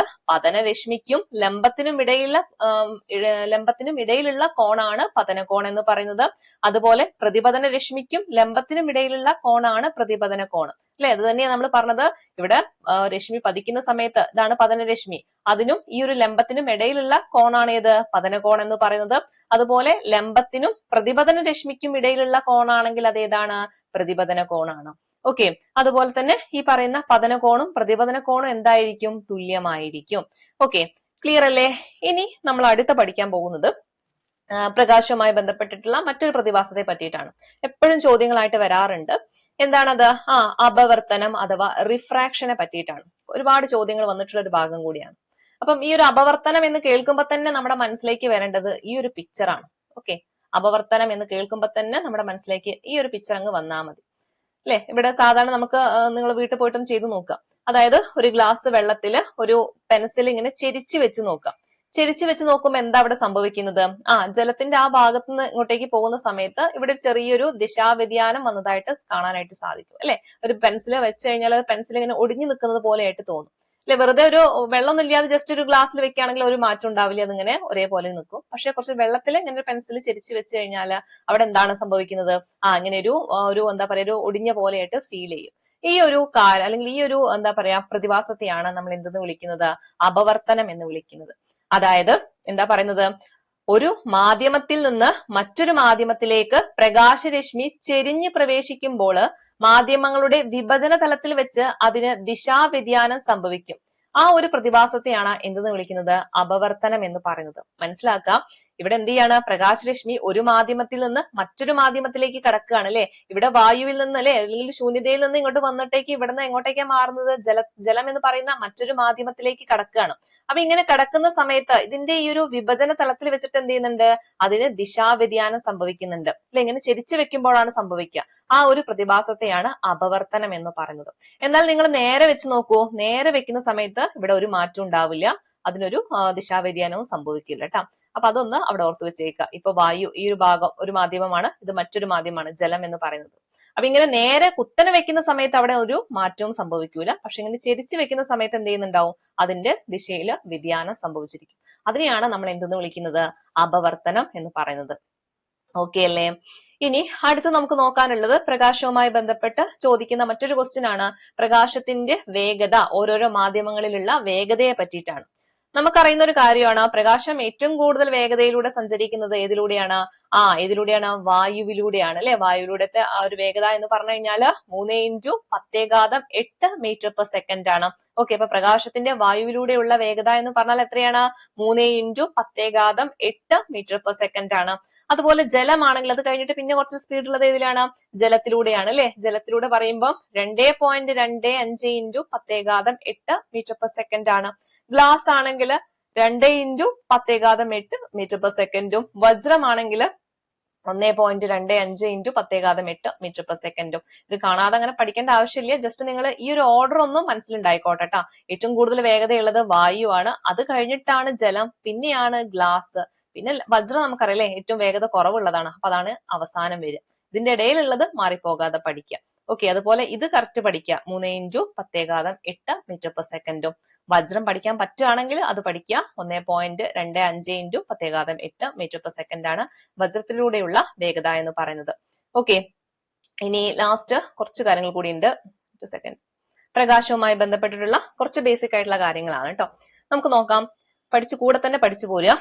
സൂര്യപ്രകാശത്തിന് 7 നിറങ്ങൾ ഉണ്ടെന്ന് കണ്ടെത്തിയത് ആരാണെന്ന് ചോദിച്ചാൽ അതാരാണ്? നമ്മുടെ സർ ഐസക് ന്യൂട്ടൺ ആണ് കേട്ടോ. അപ്പൊ സൂര്യപ്രകാശത്തിന് 7 വർണ്ണങ്ങൾ ഉണ്ടെന്ന് കണ്ടെത്തിയത് ആരാണ്? ഐസക് ന്യൂട്ടൺ ആണ്. അതുപോലെ തന്നെ പ്രകാശത്തിന്റെ കണികാ സിദ്ധാന്തം ആവിഷ്കരിച്ചതും ആര് തന്നെയാണ്? ഐസക് ന്യൂട്ടൺ തന്നെയാണ്. എന്താണ്? പ്രകാശത്തിന്റെ കണികാ സിദ്ധാന്തം ആവിഷ്കരിച്ചത് ആരാണ്? അത് ഐസക് ന്യൂട്ടൺ ആണ്. എന്നാൽ പ്രകാശത്തിന്റെ തരംഗ സിദ്ധാന്തം എന്താണ്? പ്രകാശത്തിന്റെ തരംഗ സിദ്ധാന്തം ആവിഷ്കരിച്ചത് ആരാണെന്ന് ചോദിച്ചാൽ അതാരാണ്? ക്രിസ്റ്റ്യൻ ഹൈജൻസ് ആണ്. ക്രിസ്റ്റ്യൻ ഹൈജൻസ് ആണ് പ്രകാശത്തിന്റെ തരംഗ സിദ്ധാന്തം ആവിഷ്കരിച്ചിട്ടുള്ളത്. എന്നാൽ വൈദ്യുത കാന്തിക തരംഗ സിദ്ധാന്തമാണെങ്കിലോ അത് മാക്സ്വെൽ ആണ്. ആരാണ്? മാക്സ്വെൽ. ഒന്നും കൂടി പറയാം, നമ്മൾ ഐസക് ന്യൂട്ടനുമായി ബന്ധപ്പെട്ട് 2 കാര്യങ്ങൾ എന്തൊക്കെയായിരുന്നു? സൂര്യപ്രകാശത്തിന് 7 നിറങ്ങൾ ഉണ്ടെന്ന് കണ്ടെത്തിയത്, അതുപോലെ പ്രകാശത്തിന്റെ കണികാ സിദ്ധാന്തം ആവിഷ്കരിച്ചത്. ഇത് രണ്ടും ആരാണ്? ഐസക് ന്യൂട്ടൻ ആണ്. എന്നാൽ പ്രകാശത്തിന്റെ തരംഗ സിദ്ധാന്തം ആവിഷ്കരിച്ചത് ആരാണെന്ന് ചോദിച്ചാൽ അത് ക്രിസ്റ്റ്യൻ ഹൈജൻസ് ആണ്. ആരാണ്? ക്രിസ്റ്റ്യൻ ഹൈജൻസ് ആണ്. അതുപോലെ വൈദ്യുത കാന്തിക തരംഗ സിദ്ധാന്തത്തിന്റെ ഉപജ്ഞാതാവ് ആരാണെന്ന് ചോദിച്ചാൽ അതാരാണ്? അത് മാക്സ്വെൽ ആണ്. അതുപോലെ പ്രകാശത്തിന്റെ വൈദ്യുത കാന്തിക സ്വഭാവം സ്ഥിരീകരിച്ചത് ആരാണെന്ന് ചോദിച്ചാൽ അത് ഹെൻറിച്ച് ഹെർട്സ് ആണ് കേട്ടോ. ഒന്ന് ഓർത്ത് വെച്ചേക്കണേ. പ്രകാശത്തിന്റെ വൈദ്യുത കാന്തിക സ്വഭാവം സ്ഥിരീകരിച്ചത് ആരാണെന്ന് ചോദിച്ചാൽ അത് ഹെൻറിച്ച് ഹെർട്സ് ആണ്. അതുപോലെ പ്രകാശത്തിന്റെ വേഗത ആദ്യമായിട്ട് കണക്കാക്കിയത് ആരാണെന്ന് ചോദിച്ചാൽ അതാരാണ്? റോമർ ആണ് കേട്ടോ. പ്രകാശത്തിന്റെ വേഗത ആദ്യമായിട്ട് കണക്കാക്കിയത് ആരാണെന്ന് ചോദിച്ചാൽ അത് റോമർ ആണ്. ഇനി പ്രകാശത്തിന്റെ വേഗത ഏറ്റവും കൂടുതൽ ശൂന്യതയിലാണെന്ന് കണ്ടെത്തിയത് അതാരാണ്? അത് ലിയൺ ഫുക്കാൾട്ട് ആണ് കേട്ടോ. ലിയൺ ഫുക്കാൾട്ട് ആണ് പ്രകാശത്തിന്റെ വേഗത ശൂന്യതയിലാണ് ഏറ്റവും കൂടുതൽ ഉള്ളത് എന്ന കണ്ടെത്തൽ നടത്തിയ വ്യക്തിയാണ് ആര്? ലിയോൺ ഫുക്കാൾട്ട് എന്ന് പറയുന്നത്. ഓക്കെ, അപ്പൊ പ്രകാശത്തിന്റെ വേഗത ആദ്യമായി കണക്കാക്കിയത് റോമർ ആണ്. എന്നാൽ പ്രകാശത്തിന്റെ വേഗത ഏറ്റവും കൂടുതൽ ശൂന്യതയിലാണെന്ന് കണ്ടെത്തിയത് ആരാണ്? ലിയോൺ ഫുക്കാൾട്ട് ആണ്. ഇനി മറ്റൊന്നാണ്, പ്രാഥമിക വർണ്ണങ്ങൾ 3 ആണെന്ന് കണ്ടെത്തിയത് ആരാണെന്ന് ചോദിച്ചാൽ അതാരാണ്? തോമസ് യങ് ആണ്. ഓക്കെ, അപ്പൊ തോമസ് യങ് തന്നെയാണ് പ്രാഥമിക വർണ്ണങ്ങൾ 3 ആണെന്നുള്ള കണ്ടെത്തൽ നടത്തിയിട്ടുള്ളത്. അതുപോലെ തന്നെ ഫോട്ടോ ഇലക്ട്രിക് പ്രഭാവം അതാരാണ് ആവിഷ്കരിച്ചത് എന്ന് ചോദിക്കാറുണ്ട്. അതാരാ? ഹെൻറിച്ച് ഹെർട്സ് ആണ്. എന്നാൽ ഈ ഒരു ഫോട്ടോ ഇലക്ട്രിക് പ്രഭാവം വിശദീകരിച്ചത് ആരാണെന്ന് ചോദിച്ചാൽ ആൽബർട്ട് ഐൻസ്റ്റീൻ ആണ്. ഇതൊക്കെ ഒരുപാട് തവണ അങ്ങനെ പ്രീവിയസ് ഇയർ ആയിട്ട് ചോദിച്ച ക്വസ്റ്റ്യൻസ് ആണ്. ഒന്നുകൂടി പറയാം, പ്രകാശത്തിന്റെ വേഗത ആദ്യമായിട്ട് കണക്കാക്കിയത് ആരാണ്? റോമർ ആണ്. ആരാണ് പ്രകാശത്തിന്റെ വേഗത ആദ്യമായിട്ട് കണക്കാക്കിയത്? റോമർ. പ്രകാശത്തിന് ഏറ്റവും കൂടുതൽ വേഗത ശൂന്യതയിലാണെന്ന് കണ്ടെത്തിയത് ആരാണെന്ന് ചോദിച്ചാൽ അത് ലിയോൺ ഫുക്കാൾട്ട് ആണ്. ആരാണ്? Leon Foucault. പ്രാഥമിക വർണ്ണങ്ങൾ എത്ര ഉണ്ട്? 3 ഉണ്ട് അല്ലെ? RGB, റെഡ്, ഗ്രീന്, ബ്ലൂ, അതാണ് പ്രാഥമിക വർണ്ണങ്ങൾ എന്ന് പറയുന്നത്. ഓക്കെ, അത് ആരാണ് കണ്ടെത്തിയത്? അത് തോമസ് യങ് ആണ്. ആരാണ്? Thomas young. എന്നാൽ ഫോട്ടോ ഇലക്ട്രിക് പ്രഭാവം ആവിഷ്കരിച്ചത് ആരാണെന്ന് ചോദിച്ചാൽ അതാരാ? ഹെൻറിച്ച് ഹെർട്സ് ആണ്. അത് വിശദീകരിച്ചത് ആരാണെന്ന് ചോദിച്ചാൽ ആൽബർട്ട് ഐൻസ്റ്റീൻ ആണ്. ഓക്കെ, അപ്പൊ ഇത്രയും കാര്യങ്ങൾ എന്ത് ചെയ്യാ? നല്ല രീതിയിൽ ഒന്ന് റിവൈസ് ചെയ്ത് വരിക കേട്ടോ. നമുക്ക് അടുത്ത ക്ലാസ്സിൽ ഇതിന്റെ ബാക്കി എടുക്കാം. എടുത്ത കാര്യങ്ങൾ നന്നായിട്ട് പഠിക്കുക. ഇതുമായി ബന്ധപ്പെട്ട ഒരു എക്സാം നടത്തുന്നതായിരിക്കും. അപ്പൊ എല്ലാവരും അതിലൊരു ഫുൾ മാർക്ക് മേടിക്കാനായിട്ട് നോക്കാം. ഓക്കെ, അപ്പൊ നമുക്ക് അടുത്തൊരു ക്ലാസ്സുമായിട്ട് വീണ്ടും കാണാം. Thank you.